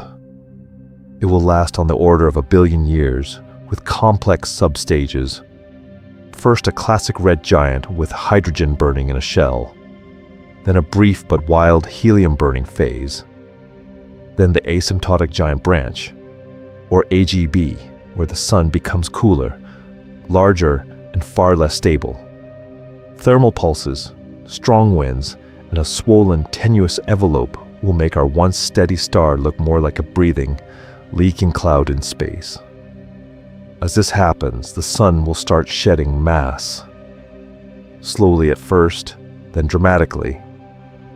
And that lost mass matters to you, because gravity is what holds the planets in their orbits. With less solar mass pulling inward, the remaining planets will drift outward. Mercury and Venus are almost certainly doomed, but Earth's orbit will expand, maybe to 1.5 times its current radius. So does that save us? That's the uncomfortable part. Models suggest the sun's maximum red giant radius may reach, or even exceed, Earth's current orbit. Even if the orbital expansion moves Earth outward on paper, tidal interactions with that enormous, extended atmosphere and drag as Earth plows through the sun's outer gas could rob it of orbital energy. Earth could spiral inward, its rocks literally skimming through solar plasma, and be engulfed. Or it could just barely escape, scorched and airless, circling a dying star. You know the one, the familiar yellow disk, now unrecognizable. Either way, the ending is the same for the sun. On the AGB, it will blow off its outer layers, creating a glowing planetary nebula, while the core collapses into a white dwarf with about 0.5 to 0.6 times the sun's mass, packed into something roughly Earth-sized. No more fusion, just a hot, dense ember slowly cooling in the dark. Picture the far future solar system, a dim white dwarf where the sun once blazed, maybe ringed by cold, altered planets, shattered moons, and debris on expanded, tilted orbits. No bright day, just a faint star in a black sky, orbiting quietly in a much older Milky Way. But that's not quite the end of the picture, because what happens to all those outer layers the sun threw away, and how do they help light up the galaxy again? Those drifting layers become the galaxy's next raw material. But the sun itself? It shrinks into something that looks almost modest, an Earth-sized ember with the mass of a star. Now let's begin with that moment after the last real fusion. And the core flickers out. Gravity wins. The core collapses until quantum physics pushes back, and the sun stabilizes as a white dwarf, a sphere about the size of Earth, made of carbon and oxygen, so dense a teaspoon would outweigh a mountain. It's no longer a nuclear furnace. It's a hot coal in space. Here's the twist. At birth, that coal is blinding. The newborn white dwarf sun will glow at over 100,000 degrees on its surface, pouring out fierce ultraviolet light. To your eyes, it would look small and painfully bright, like a welding arc at the center of a black sky. Because here's what nobody tells you. A dead star can start its second life hotter than the living sun ever was, then spend billions of years just cooling. As it radiates away its stored heat, the white dwarf slowly fades, trading ultraviolet for visible, then red, then infrared, like a cosmic ember dimming in slow motion. 10 billion years from its birth, it's still there, just quieter, colder, more of a ghost than a star. but the solar system around it won't look anything like the neat, flat picture you grew up with. Mass loss during the red giant phase means the sun might end up with only about half its original mass. Less gravity means every surviving planet and asteroid drifts outward, their orbits puffed up and stretched. Earth, if it isn't swallowed, could orbit far beyond where Mars is today, taking more than twice as long to complete a year around a much dimmer sun. That weaker gravity has another consequence. The system is more fragile. Passing stars, the galactic tide, even dense molecular clouds have an easier time tugging at comets in the Oort cloud, stealing them away or flinging them inward on long, looping paths. The solar system becomes looser, more easily edited by the galaxy. Could anything still be habitable here? Technically, yes, but the habitable zone would cling incredibly close to the white dwarf, maybe at a distance comparable to the orbit of Mercury or even tighter, and it won't stay put. As the dwarf cools and dims, that thin shell where liquid water is possible creeps inward over time, like a shrinking ring of twilight. So you get an eerie thought experiment. Imagine engineered habitats or future civilizations orbiting just a few million kilometers above a white, dwarf sun, wrapped in magnetic shields, harvesting every photon and every trickle of heat. You know the one. The classic sci-fi image of cities encircling a star. Only this time the star is dying and the cities are racing its cooling curve. And yet something is above the planets. Something is below them. The whole scene still sits inside the galaxy's larger gravity well, slowly circling the Milky Way as the white dwarf fades. Long after the solar system is unrecognizable, there's one more question hanging over that tiny ember. In the deep future, when even white dwarfs grow dark, what final transformation waits for the sun's burned-out core? That question doesn't just hang over the sun, it hangs over the whole galaxy. Because here's what nobody tells you. The Milky Way isn't just a glittering city of living stars. It's also packed with their corpses. If you could turn the lights down on every bright, burning star and only leave the remnants, the picture of our galaxy would look eerily different. The thin disk, where the sun and most of the solar system's neighbors orbit, would be crowded with white dwarfs, faint, hot embers the size of Earth, quietly cooling in the dark. Surveys that push deep into the sky keep finding them. These weak pinpricks of light with spectra that scream dense, degenerate core, rather than normal star. Each one is the exposed heart of a long-dead red giant or similar star that once puffed up, shed its envelope, and faded. You don't see them in glossy posters. They're too dim. But statistically, for every familiar, middle-aged, sun-like star you notice, there are several white dwarfs just below your detection threshold, orbiting in the same galactic plane, circling the center every few 100 million years, like ghostly coals in a cosmic campfire that's almost gone out. Neutron stars and black holes are rarer, but they refuse to be entirely invisible. Some neutron stars spin so fast and beam radio waves so precisely that they sweep past us like celestial lighthouses. We call those pulsars. You know the one. The classic image of a tiny, ultra-dense sphere, a collapsed red giant core, throwing out clockwork radio pulses as it whips around dozens or hundreds of times per second.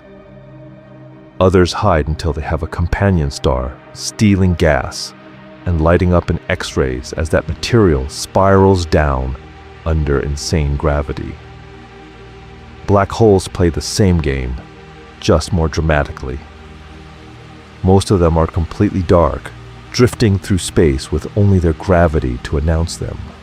But when a black hole has a close companion, Matter forms an accretion disk that heats up so fiercely it blazes in X-rays. That's how we found many of the stellar mass black holes in the Milky Way. Not by seeing the hole, but by watching what happens to anything unlucky enough to orbit too close. So the galaxy is not a clean, youthful star field. It's a layered graveyard. For every bright star you can point at tonight, there are many more dead or dying stars quietly orbiting in the background. White dwarfs fading, neutron stars ticking, black holes lurking. In space there is no up, there is no down. And yet, something is above the planets. Something is below them. All of these remnants share the same vast gravity, well of the Milky Way, moving in huge, slow orbits that will outlast every familiar constellation you know. Now let's begin to think of the night sky differently, not as a snapshot of stellar youth and middle age, but as a fossil record in real time, filled with the ancient corpses of red giants whose visible drama is long over. The real twist comes when we ask, in a universe that keeps aging, what happens when even this galactic graveyard runs out of light? So if the galaxy is already a graveyard, here's the unnerving part. The graves last far longer than the lives that filled them. The drama of a red giant is loud and bright. Its afterlife is almost silent. But it stretches across time scales that make the whole history of the solar system look like a quick intro. Because here's what nobody tells you. A star's life and a star's existence are not the same thing. Our sun will spend about 10 billion years on the main sequence, quietly fusing hydrogen. A lightweight red dwarf can stretch that to trillions of years. That sounds huge, right? And yet the remnants can linger for orders of magnitude longer, coasting through space as cold, dead objects long after the last galaxy you recognize has dissolved. So, let's start at the very beginning of the end. White dwarfs. When a sun-like red giant sheds its outer layers, the exposed core is a white dwarf about the size of Earth, glowing at tens of thousands of degrees.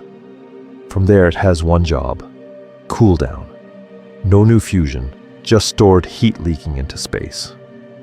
Calculations say it takes on the order of trillions of years for a white dwarf to fade into a black dwarf, a cold, nearly invisible ember. The universe itself is only 13.8 billion years old, so not a single true black dwarf exists yet. We're watching the prequel. Heavier red giants die more violently, collapsing into neutron stars. A neutron star can start its life spinning hundreds of times per second, beaming radio pulses like a lighthouse. Over millions to billions of years, magnetic fields sap that rotation.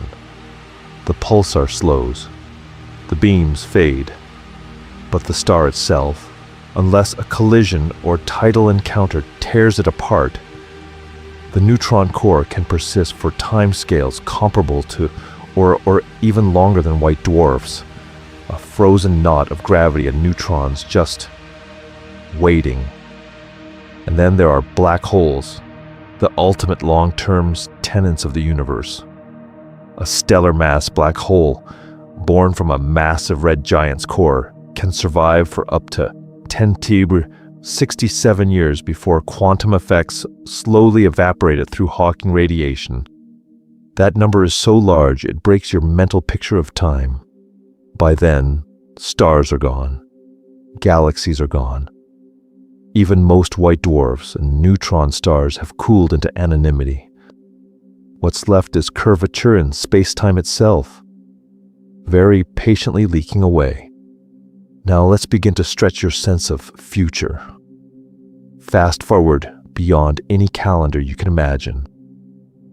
The night sky is no longer filled with bright constellations, but with cold white dwarfs, dead neutron stars, and slowly evaporating black holes. You know the one bright, lively universe we see now? It becomes a rare early phase. In the far future, the cosmos is dominated by the long shadows of ancient red giants. But before we leap into that endless darkness, there's one last twist. Those dead objects might still have a few surprises left. So if the bright phase ends with white dwarfs and black holes, what does the universe actually look like after the curtain falls? Not just a few dead stars scattered around, but an entire cosmos entering what physicists call the degenerate era. It sounds dramatic. It is. Now let's begin with something you can picture. Right now, galaxies are busy. New stars are still forming from cold clouds of gas. Gravity is still sculpting spiral arms. Supernovas still go off like cosmic fireworks. But as time stretches forward, star formation slows. Gas gets locked up in long-lived stars, blown out of galaxies, or swallowed by black holes. Because here's what nobody tells you. Every time a red giant dies, it's not just an ending. It's quietly adding one more ember to a future where embers are all that's left. Give it tens of billions, then trillions of years, and more stars pass through their red giant phase and land in the same place as white dwarfs. Imagine the Milky Way stripped of most of its luminous giants and blue-white beacons, leaving behind a huge population of Earth-sized sun mass cinders. They're still hot at first, shining with a ghostly glow, but there's no fusion inside them, just residual heat slowly leaking into space. This is the true beginning of the degenerate era. The big showy stars are gone. What's left is a galaxy filled with cooling white dwarfs, with the occasional red remnant star still hanging on. The night sky of a hypothetical observer would be dim and red, not because the universe is young, but because almost every bright, short-lived star has already burned out. In a way, the cosmos goes from a crowded city of lights to a sparse field of distant porch lamps. So, what happens when even those porch lamps fade? Over timescales that make the age of our current universe look like a coffee break, white dwarfs radiate away their heat. Their surfaces drop toward just a few degrees above absolute zero. Eventually, they cross the threshold. They no longer emit visible light at all. They become black dwarfs, solid, frozen relics of red giants, still held up by quantum pressure, but optically invisible. You know the one warm, glowing white dwarf? Now it's a pitch-black world drifting through space, more like a rogue planet, made of crystallized carbon and oxygen. Are these eras completely dead and quiet? Not quite. Very rarely two black dwarfs might collide, their orbits slowly decaying after absurdly long encounters with passing stars and gravity. In unimaginably rare cases, that collision could even reignite nuclear reactions in a brief, final flare. Inside individual black dwarfs, trace radioactive elements can keep a whisper of heat flowing. But compared to the fireworks of the early universe, this is a library at midnight. And yet, something is above the planets. Something is below them. The death of red giants feeds this future. Layer after layer of white dwarfs cooling into black dwarfs, building a long twilight that outlasts every galaxy you see today. The giant phase is just a short, bright page. The degenerate era is the rest of the book, written in darkness, waiting for the last tiny surprises to play out. But the story doesn't stop with black dwarfs cooling in the dark. Some red giants don't leave quiet embers at all. They end in collapse so violent that gravity wins completely, squeezing matter into neutron stars and black holes that can outlive every familiar kind of star. Now let's begin with those heavyweights. Picture the Milky Way in the far future, when the last normal stars on the main sequence are fading out. The bright spiral, you know, the one from every poster, is gone. What's left circling in vast, dim orbits are these compact ghosts, neutron stars the size of a city, and black holes with event horizons smaller than the solar system, but masses greater than the sun. They keep moving through space, looping around the galactic center long after the galaxies themselves have drifted apart. Because here's what nobody tells you. Even in that quiet, gravity is still doing work. Many of these remnants are in pairs. 2 neutron stars, or 2 black holes, or a mix of both, locked in a tight orbit. Every time they swing around each other, they jiggle the fabric of space-time, leaking energy away as gravitational waves. The orbit shrinks, slowly at first, then faster. If you zoom in on one of these binaries, the picture stops being serene and starts looking like a cosmic whirlpool. Over millions or billions of years, the partners spiral together until, in the final seconds, they crash and merge in a flash of energy that ripples across the universe. We've already felt some of these mergers with detectors like LIGO and Virgo, tiny distortions in our own reference plane, stretching and squeezing the Earth by less than the width of a proton. And yet, something is above the planets. Something is below them. Those ripples from dead red supergiants pass right through the solar system, through you, through every flat diagram you've ever seen, announcing that somewhere 2 crushed stellar cores just became one.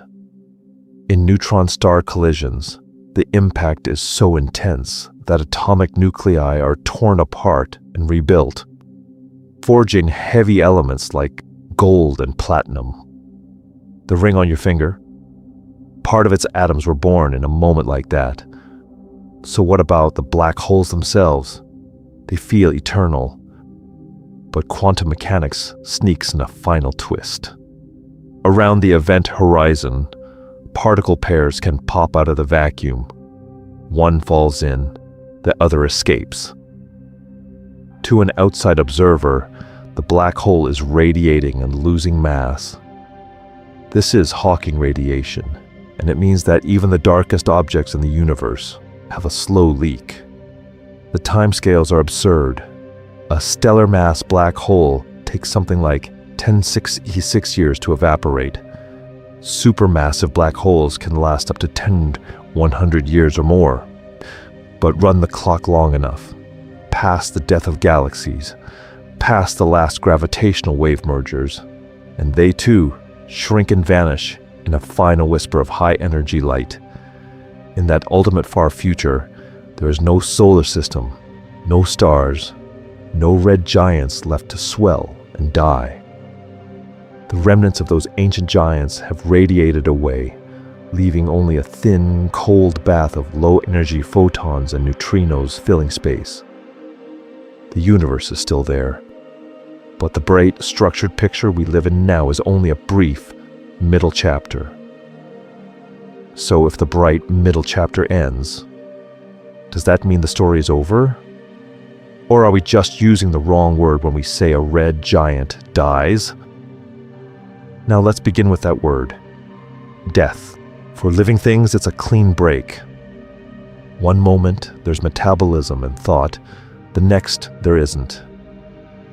You know the one, the hard line our brains are wired to look for. But stars are not organisms. They don't have a single heartbeat to stop. They have phases, flows, and very long goodbyes. Because here's what nobody tells you. When a red giant runs out of fuel in its core, nothing truly disappears. The fusion engine shuts down, yes, but the star doesn't blink out like a light. It changes category. It goes from being a power plant to being a monument, from an active furnace to a dense, cooling ember, still sculpting space with its gravity. Think about a sun-like red giant. After it sheds its outer layers into a glowing planetary nebula, The white dwarf that remains is about the size of Earth, but with roughly half the Sun's mass. Fusion has stopped, yet this tiny object still anchors orbits, still bends the paths of comets, still interacts with the galaxy for trillions of years. Is that really dead? Or just different? The same goes for more massive giants that collapse into neutron stars or black holes. A pulsar's lighthouse beams sweep through space. A black hole's gravity can shred nearby stars, drive accretion disks, and launch jets that light up whole regions of a galaxy. No fusion, no classic starlight. But they're not out of the story. They're changing how the story gets told, and the material those red giants threw off.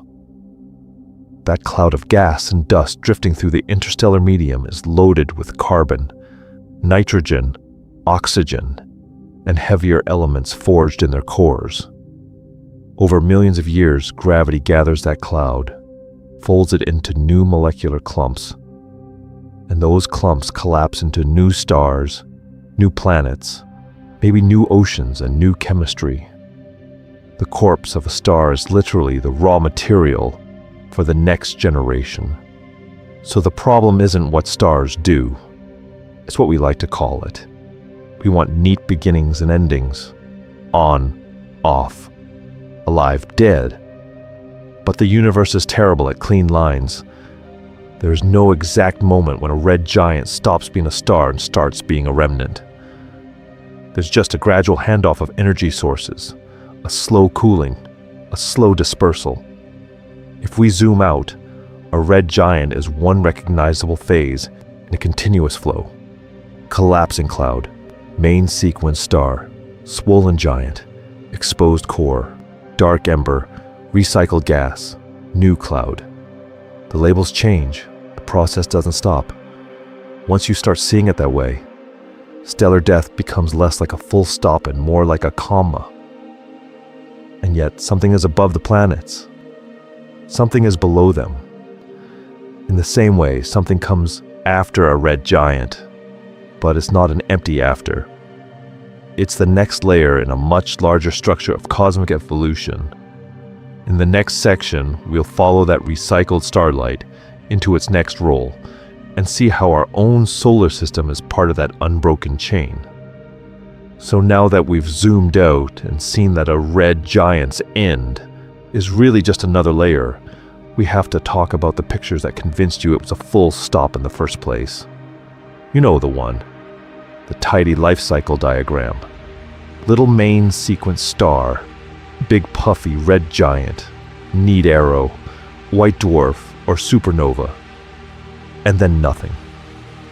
On the page, it feels complete. Finished. The story has a last frame, so your brain quietly files it under done. Because here's what nobody tells you. That diagram is not the universe. It's a choice. It compresses billions of years into a single arrow, flattens a three-dimensional, turbulent star into a cartoon circle, and slices away everything that happens after the bright, photogenic moment. Look at the classic path for a sun-like star. Main sequence, red giant, planetary nebula, white dwarf. Full stop.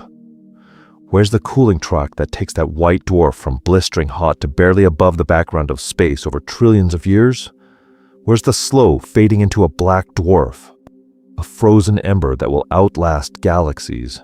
It's not there, not because nothing happens, but because the page runs out of room. Massive stars get the same treatment. Main sequence, red supergiant, supernova, neutron star or black hole. Arrow, arrow, arrow, the end. But the neutron star doesn't just freeze in that one dramatic pose. It spins down, its beam of radiation sweeping more slowly as it loses rotational energy, its magnetic field evolving, its orbit around the galaxy changing as gravity tugs on it over billions of years. The black hole doesn't just sit there like a cosmic punctuation mark. It accretes, merges, and on mind-bending timescales, even evaporates through Hawking radiation. None of that fits in the little box. Here's the pattern. Interrupt. What if the diagram isn't wrong? It's just as misleading as those flat solar system sketches that pretend nothing interesting happens above or below the ecliptic plane. In both cases, the picture is true in one narrow sense and quietly false in every other. So, let's start at the very beginning of how we draw these. We love clean lines, we love arrows, we hate blank space. So we chop off the long, quiet afterlives and keep the fireworks. But we could draw different pictures. Imagine a timeline that runs not just across millions of years, but across quadrillions, with the bright phases crammed into a thin sliver and the long, dark cooling dominating the page. Imagine layered cross-sections where you see the degenerate core, the quantum pressure, the shells of fusions stacked like geological strata instead of a single red circle. Now let's begin to add the invisible, a map of a galaxy where white dwarfs, neutron stars, and black holes are plotted right alongside the luminous giants. So you see that the dead stars quietly outnumber the blazing ones. In that view, the red giant phase is a mid-story twist, not the finale. The real lesson for you? Be suspicious of any single diagram. Ask it, almost like a challenge, what are you leaving out about what happens next? Because once you start asking that, the universe stops looking like a sequence of endings and starts looking like one continuous, layered orbit through time. And in the next section, we're going to stretch that orbit farther than any textbook timeline dares and follow these remnants into the deep future of the cosmos. So if the universe is asking, what are you leaving out? A dying red giant answers with one word: gravity. Not just as a pull, but as a negotiation. A tug of war between collapse and pressure that changes its rules right when the star gets old. Now let's begin with the version you already carry around in your head. You know the one. In a normal star like the young sun, fusion in the core heats a hot, ordinary gas. That gas pushes outward as thermal pressure, and gravity pulls inward, and the two balance. Turn fusion up, the gas gets hotter, the star puffs out a bit. Turn it down, the core contracts, heats up, and fusion rises again. It's a self-correcting system, like a thermostat that keeps the temperature in a room from swinging wildly. Because here's what nobody tells you. In the late red giant phases, the core stops behaving like a gas at all. As gravity squeezes it, electrons get packed so tightly that quantum mechanics steps in.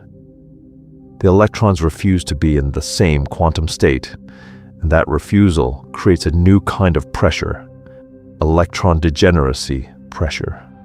It doesn't care how hot the core is. You can crank the temperature up, and the pressure barely changes. That decoupling is where the drama comes from. In a gas-supported star, extra heat makes the core expand, cool, and calm down. In a degenerate core, you can pour in energy, and the core just sits there. It's like replacing your thermostat-controlled room with a steel-reinforced vault. You can light a bonfire inside, but the walls don't flex. So when helium finally ignites in a low-mass red giant's degenerate core, it doesn't gently ramp up. It runs away. Fusion rates skyrocket. The core temperature soars, and because the pressure can't respond smoothly, you get the helium flash. For a few minutes, that hidden heart can rival an entire galaxy's energy output, yet the surface barely flinches. On the outside, the star looks almost calm. On the inside, the vault is being violently remodeled. And when that quantum vault can no longer support the weight above it, the transition is just as abrupt. There is no graceful fading of fusion embers in the core. Running out of fuel in a degenerate region means a support mechanism fails. Gravity wins around, and the core can collapse in a heartbeat, bouncing into a white dwarf, or, if it's massive enough, plunging on toward a neutron star or black hole. In our flat textbook picture of stellar evolution, that all looks like a smooth curve on a diagram.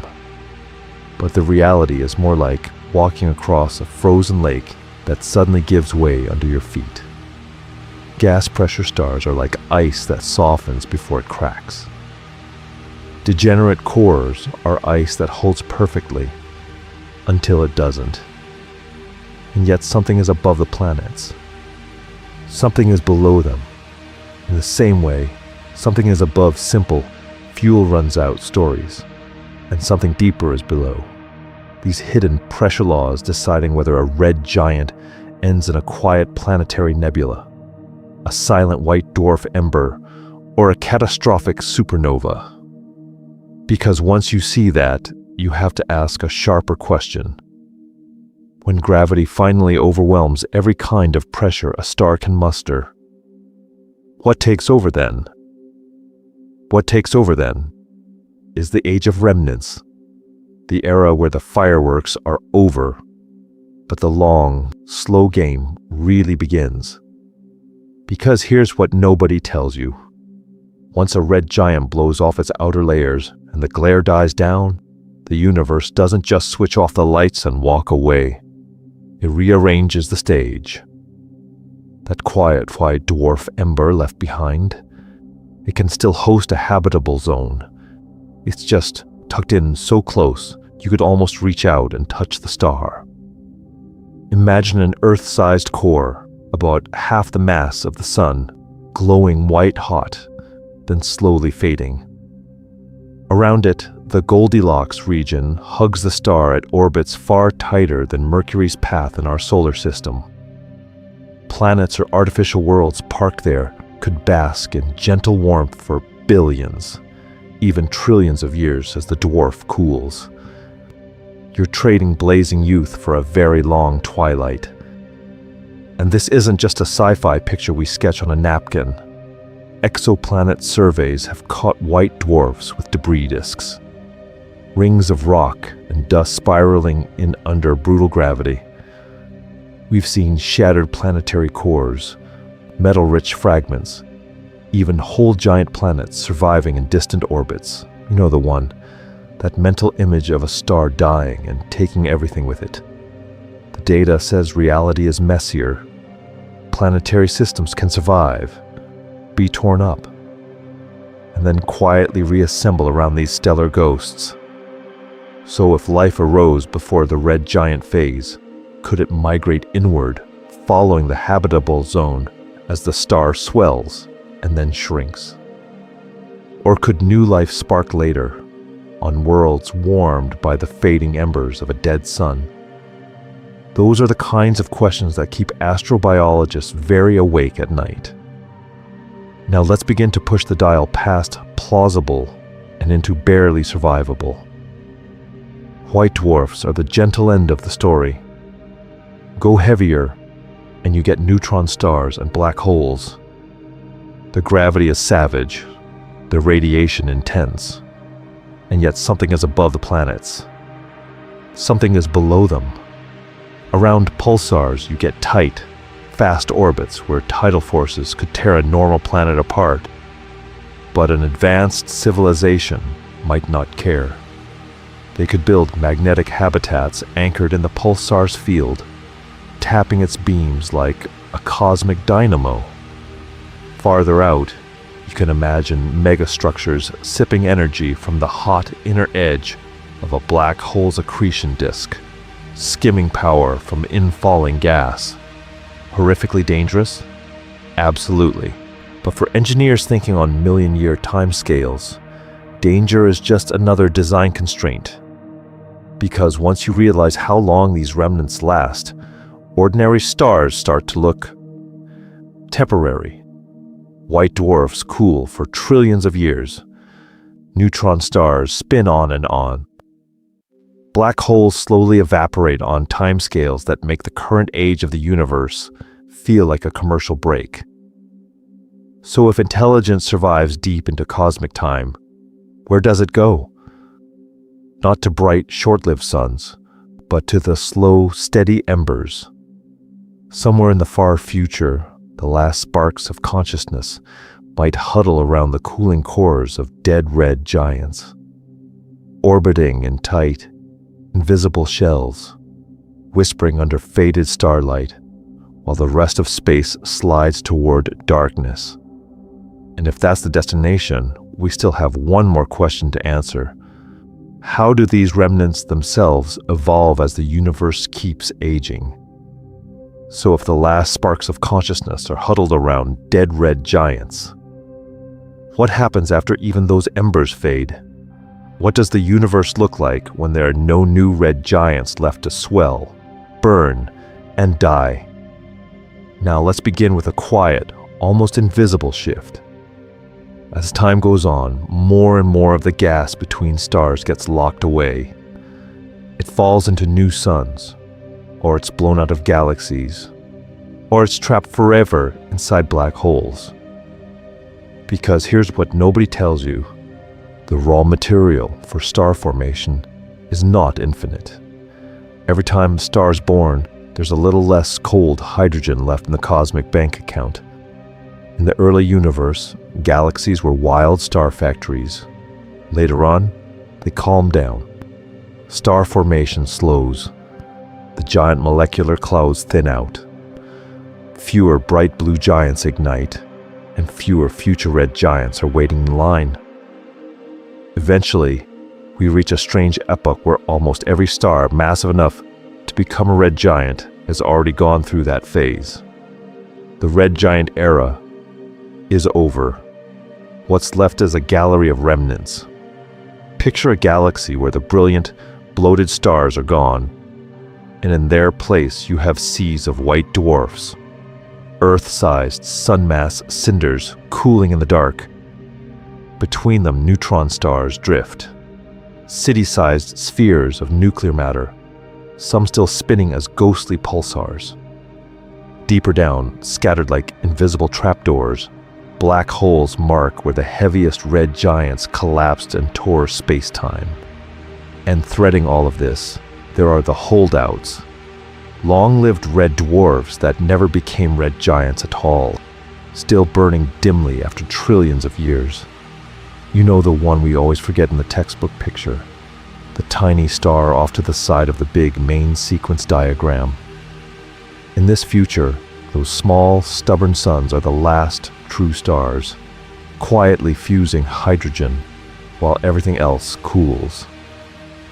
Galaxies in this era are not the bright spirals you're used to. Over trillions upon trillions of years, gravity keeps shuffling the deck. Stars and remnants tug on each other in slow gravitational dances. Close encounters fling white dwarfs and neutron stars onto elongated escape paths. Some get slingshotted completely free, ejected into intergalactic space, where they wander alone between the fading islands of matter. The galaxy thins. It doesn't vanish, but it becomes sparse, quiet, and oddly fragile. And yet something is above the planets. Something is below them. Not in the sense of our neat solar system plane, but in the sense that the whole cosmic stage is now layered with ghosts. Dead red giants turned to cinders, black holes stacked in invisible halos, rogue remnants drifting far from any orbit we'd recognize. So in a universe ruled by these leftovers, what stories are still being written? Are there rare collisions that briefly reignite the dark, or ancient civilizations clinging to the last warmth? And if the universe keeps aging past even this remnant era, what happens next when not even the leftovers are safe? So this is where the tidy story really breaks. Up to now, you've probably carried around that textbook timeline in your head. Star forms, shines, swells into a red giant. Arrow. dies. Clean. Flat. One path. One ending. Because here's what nobody tells you. That little arrow is hiding a whole branching forest of fates, all starting from that same swollen red giant phase we've been following. The picture isn't a straight line. It's a web. So let's start at the very beginning of that web and walk it once. Slowly. Take the low-mass stars, the ones like our sun and smaller. They climb the red giant branch, shed their outer layers into glowing shells we call planetary nebulae, and leave behind white dwarfs, Earth-sized sun mass embers held up by quantum pressure instead of normal gas pressure. That's one branch. Nudge the mass up a bit, and you don't get a new category on the classroom poster. But you do change the destination. Intermediate mass red giants can end as heavier white dwarfs, packed even closer by gravity, skirting the limit where electrons can still hold the line. No supernova fireworks on the outside, but inside, the physics is pushed right up against the edge. Push the mass higher still, and the story snaps. Those become red supergiants. When their cores finally run out of fuel, they don't just shrug and cool.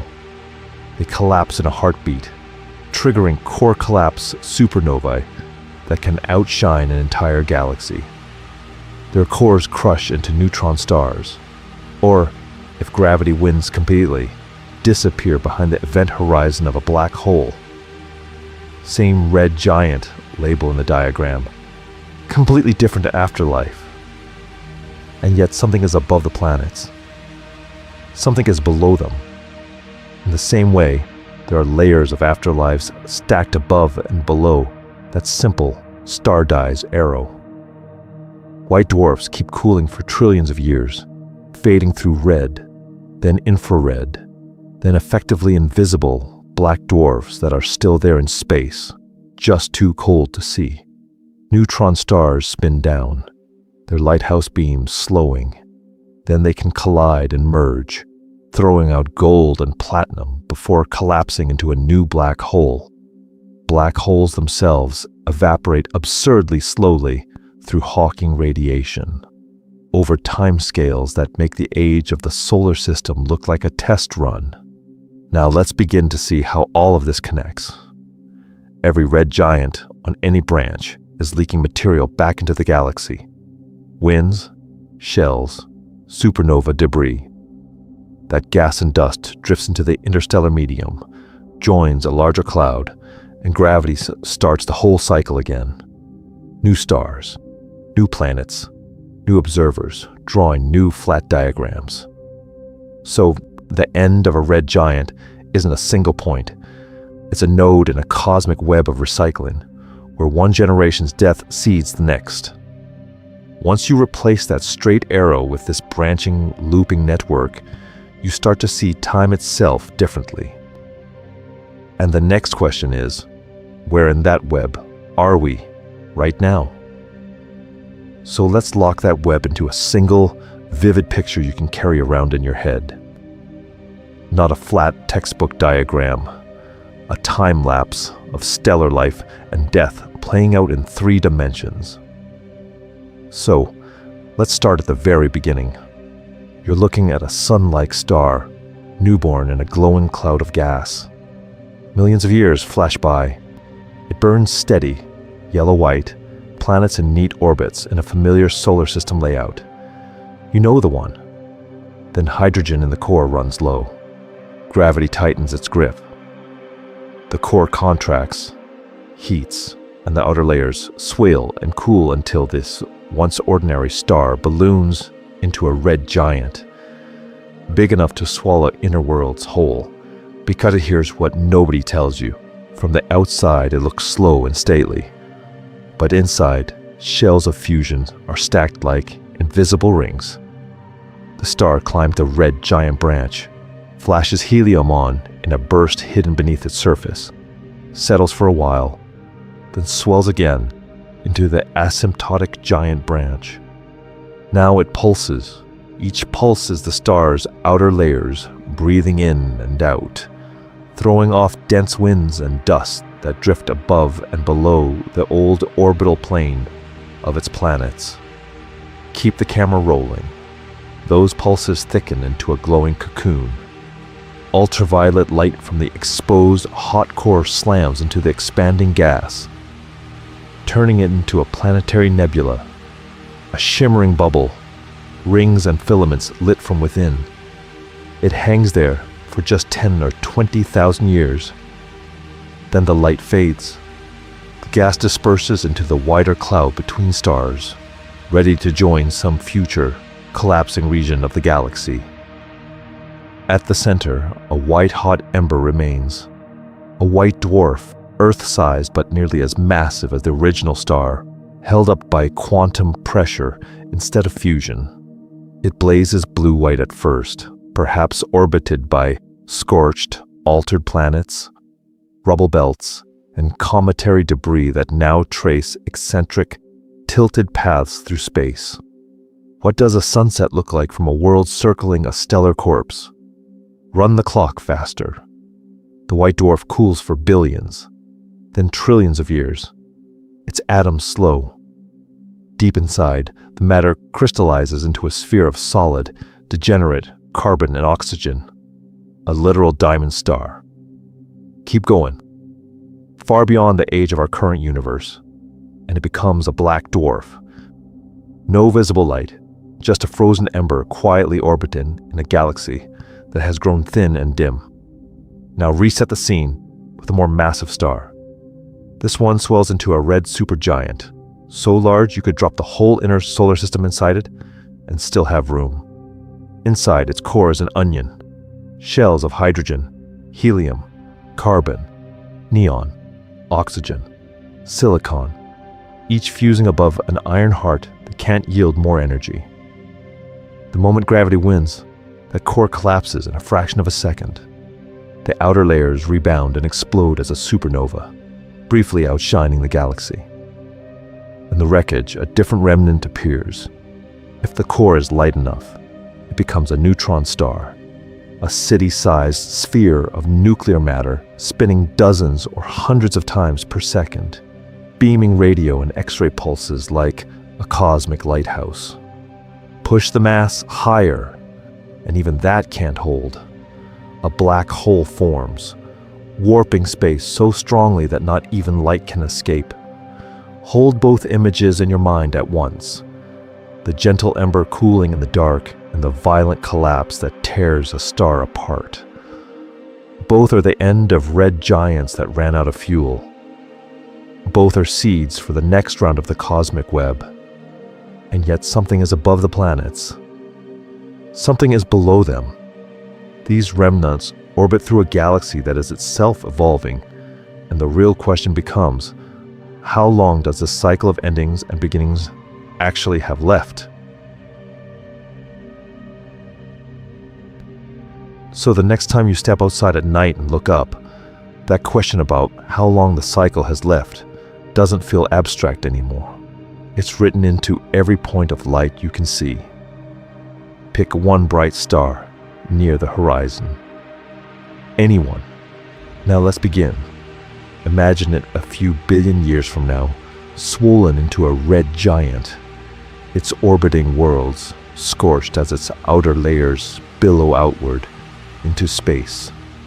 Those gentle-looking photons hitting your eyes tonight are coming from a future monster that will shed a glowing cloud and leave a compact ember behind. Because here's what nobody tells you when you first learn the constellations. You're not just memorizing patterns.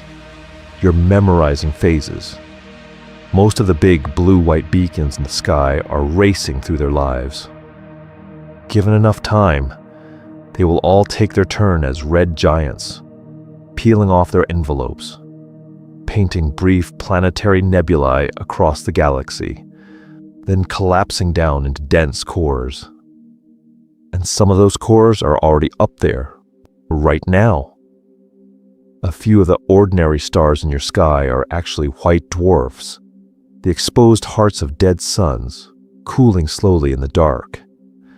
They look like any other dot, but they're Earth-sized spheres with solar masses, held up by quantum pressure instead of normal gas.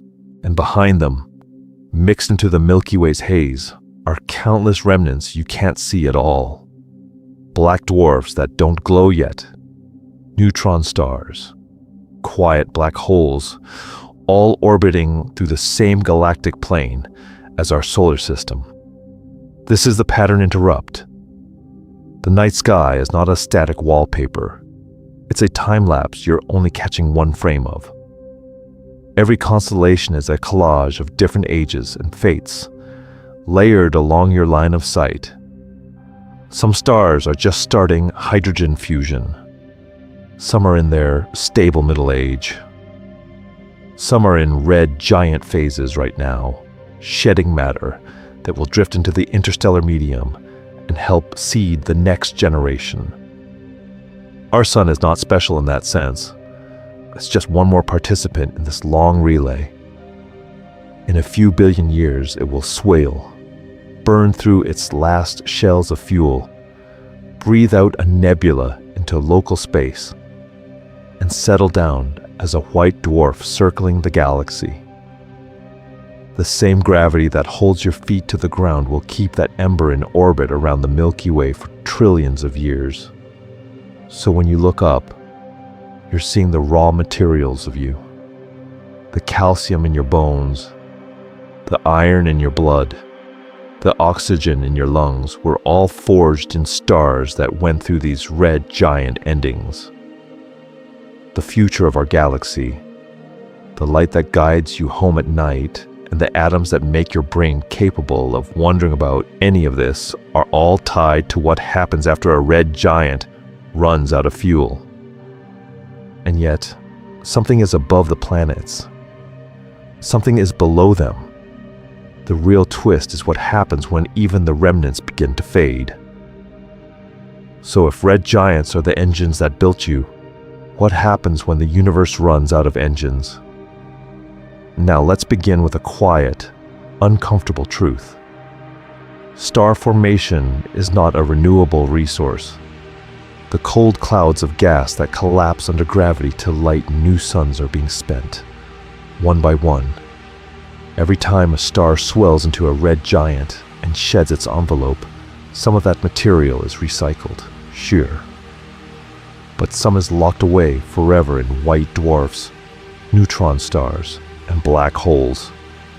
Over billions, then trillions of years, the raw fuel thins out. The great star-forming regions fade. Because here's what nobody tells you.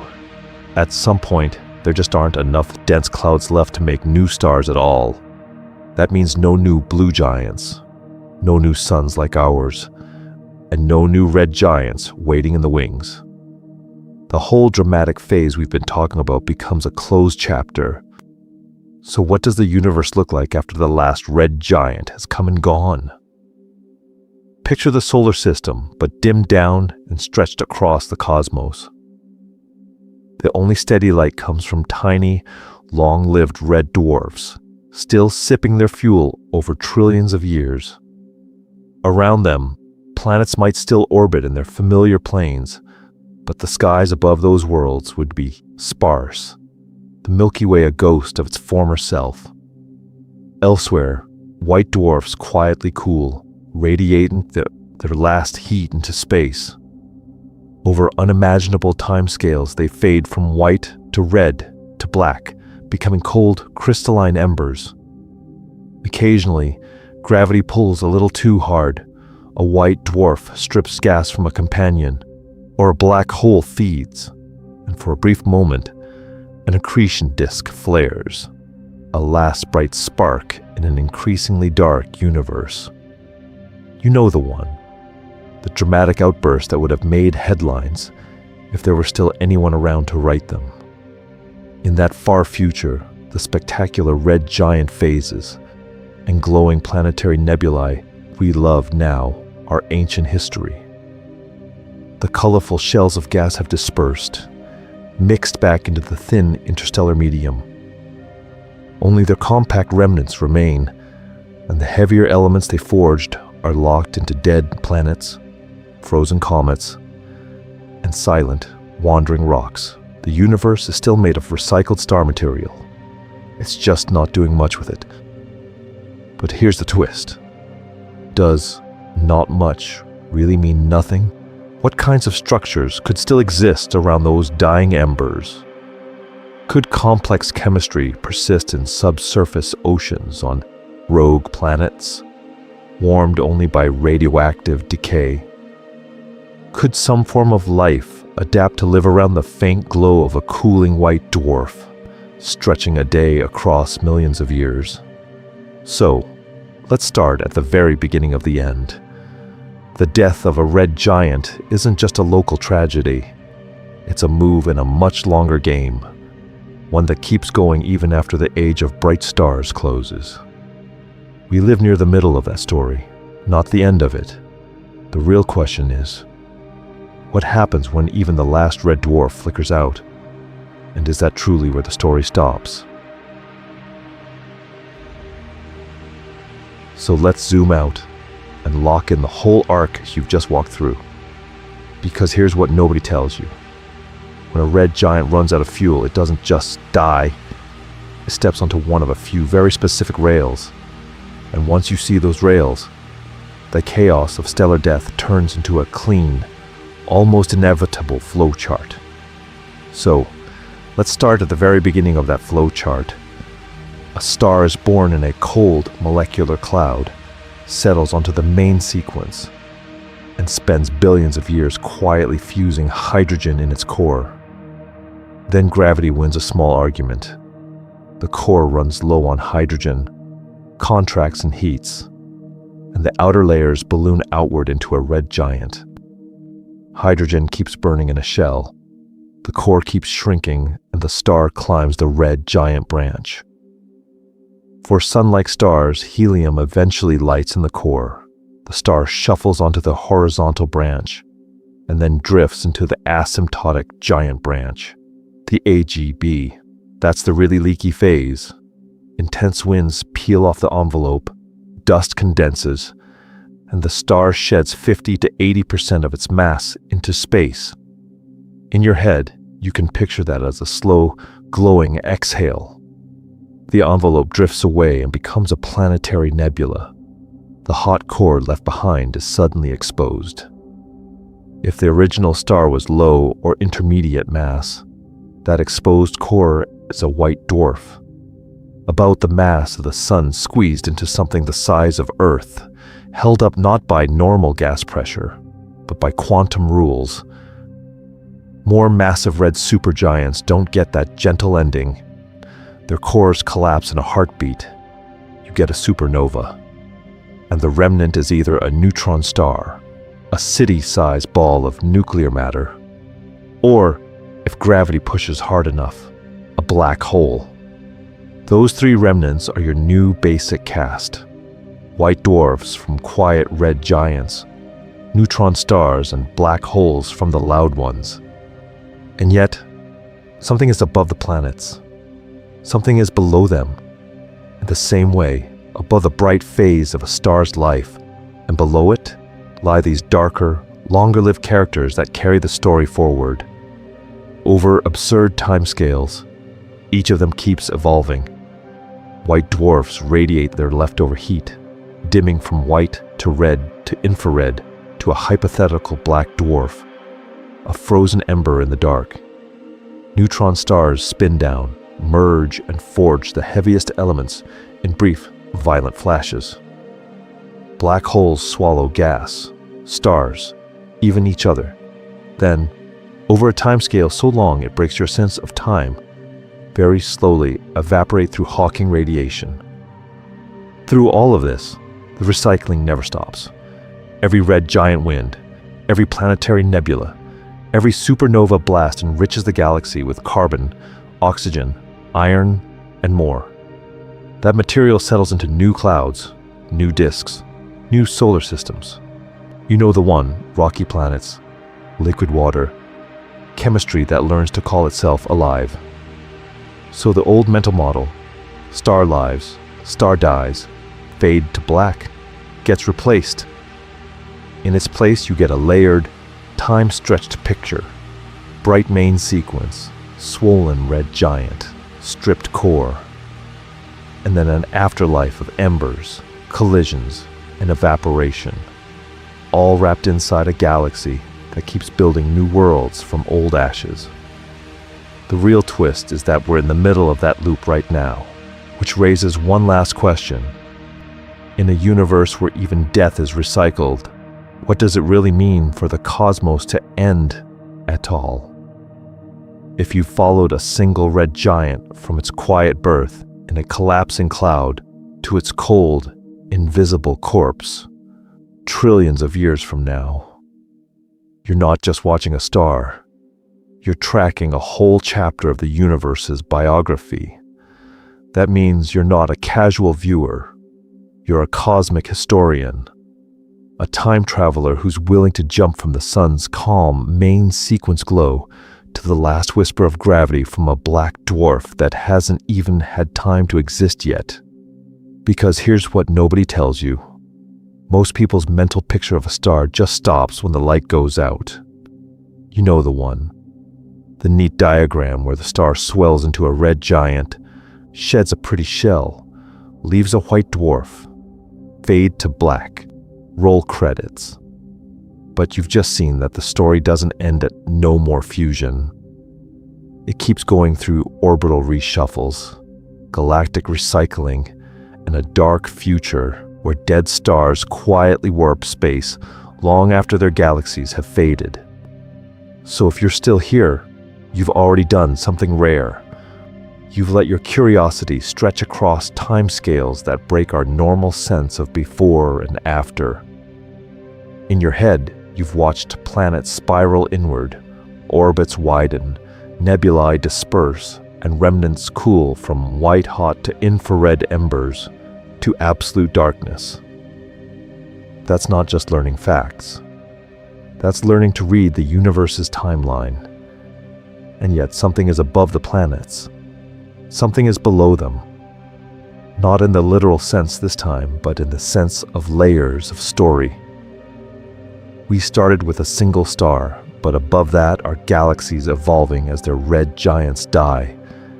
And below that are the tiny details. The way a white dwarf's gravity can tear apart a passing asteroid, or how our remnant's leftover planets might collide to build new worlds. If that kind of layered picture is your thing, this is where we say, stick around. Now let's begin turning you into the kind of person who can look at any quiet point of light and ask, what phase of its life am I actually seeing? Hit subscribe so we can keep going past the textbook edge together. Because once you start asking what happens after a red giant, the next questions come fast. How does a whole galaxy change as its stars age and die? What happens to planetary systems around neutron stars and black holes? How do we detect these invisible corpses that no longer shine but still bend light and tug on orbits? Likes, comments, and shares really do matter here. Deep dive topics like dead star archaeology don't usually float to the top of a flat recommendation feed. Your interaction tells the algorithm there's an audience for long timelines and strange futures, and it quietly pulls more people into this conversation who never realized they wanted to think about the afterlives of stars. In a moment, we'll close with one last reflection, circling back to that question we just raised about the universe ending. Because if every red giant leaves echoes that last longer than its light, what does it really mean for anything in the cosmos to be over? So the next time you step outside and feel daylight on your skin, pause for a second. Don't look at the sun. Just picture it. The same calm circle you drew in school, the quiet center of every flat solar system diagram you've ever seen. You know the one. That simple yellow dot is, right now, a main sequence star and a red giant in waiting. Because here's what nobody tells you when you're memorizing Earth is the third planet from the Sun. You're not just orbiting a light bulb. You're orbiting a future giant that will one day swell past Mercury, maybe past Venus, turning that neat little inner plane of orbits into a furnace. The stable star that sets your calendar is also a slow-motion transformation machine, already halfway through the only life it will ever get. When you imagine that future sun, try to see it in layers. A contracting core, a shell of hydrogen burning around it, and far above that, a bloated, cooler envelope that could swallow the sky. Then fast forward again. Those outer layers peel away, blown off into space as a glowing cloud, a brief planetary nebula fading in just tens of thousands of years. What's left is not nothing. It's an exposed heart, a white dwarf, Earth-sized sun mass, held up by quantum pressure instead of normal gas. That white dwarf will outlive the pyramids. It will outlive every city, every language, every trace of our current climate and coastlines. If you took all of human history, from the first stone tools to the last upload of this video, and dropped it into the sun's timeline, it would vanish into one thin line in a stellar biography that runs for billions of years. And yet here we are, on a small world in a thin orbit, able to sketch out that entire arc from beginning to end, in a universe where gravity sculpts galaxies and black holes erase details. That is a strange kind of power. We get to know the sun as a warm disk in the sky and as a red giant that doesn't exist yet. And as a future ember cooling in the dark, in space there is no up, there is no down. And yet something is above the planets. Something is below them. Above this moment, there's the sun's past as a collapsing cloud. Below it, there's the sun's future as a stellar remnant. So carry that picture with you. Every sunrise is a frame in a much longer film, a brief, bright chapter in a stellar story that keeps going long after our part of it is over. Now let's begin to ask a bigger question.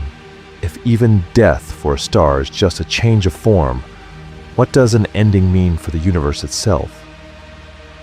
So if even a dead star is just a change of form, what does that do to the bigger picture you live in? Not just one red giant, not just our sun, but an entire galaxy full of stars that swell, shed, collapse, and cool for billions of years. Because here's what nobody tells you. When one red giant exhales its outer layers into space, it's not just making a pretty nebula. It's changing the chemistry of the galaxy's gas, seeding the next generation of clouds with carbon, oxygen, and heavier elements.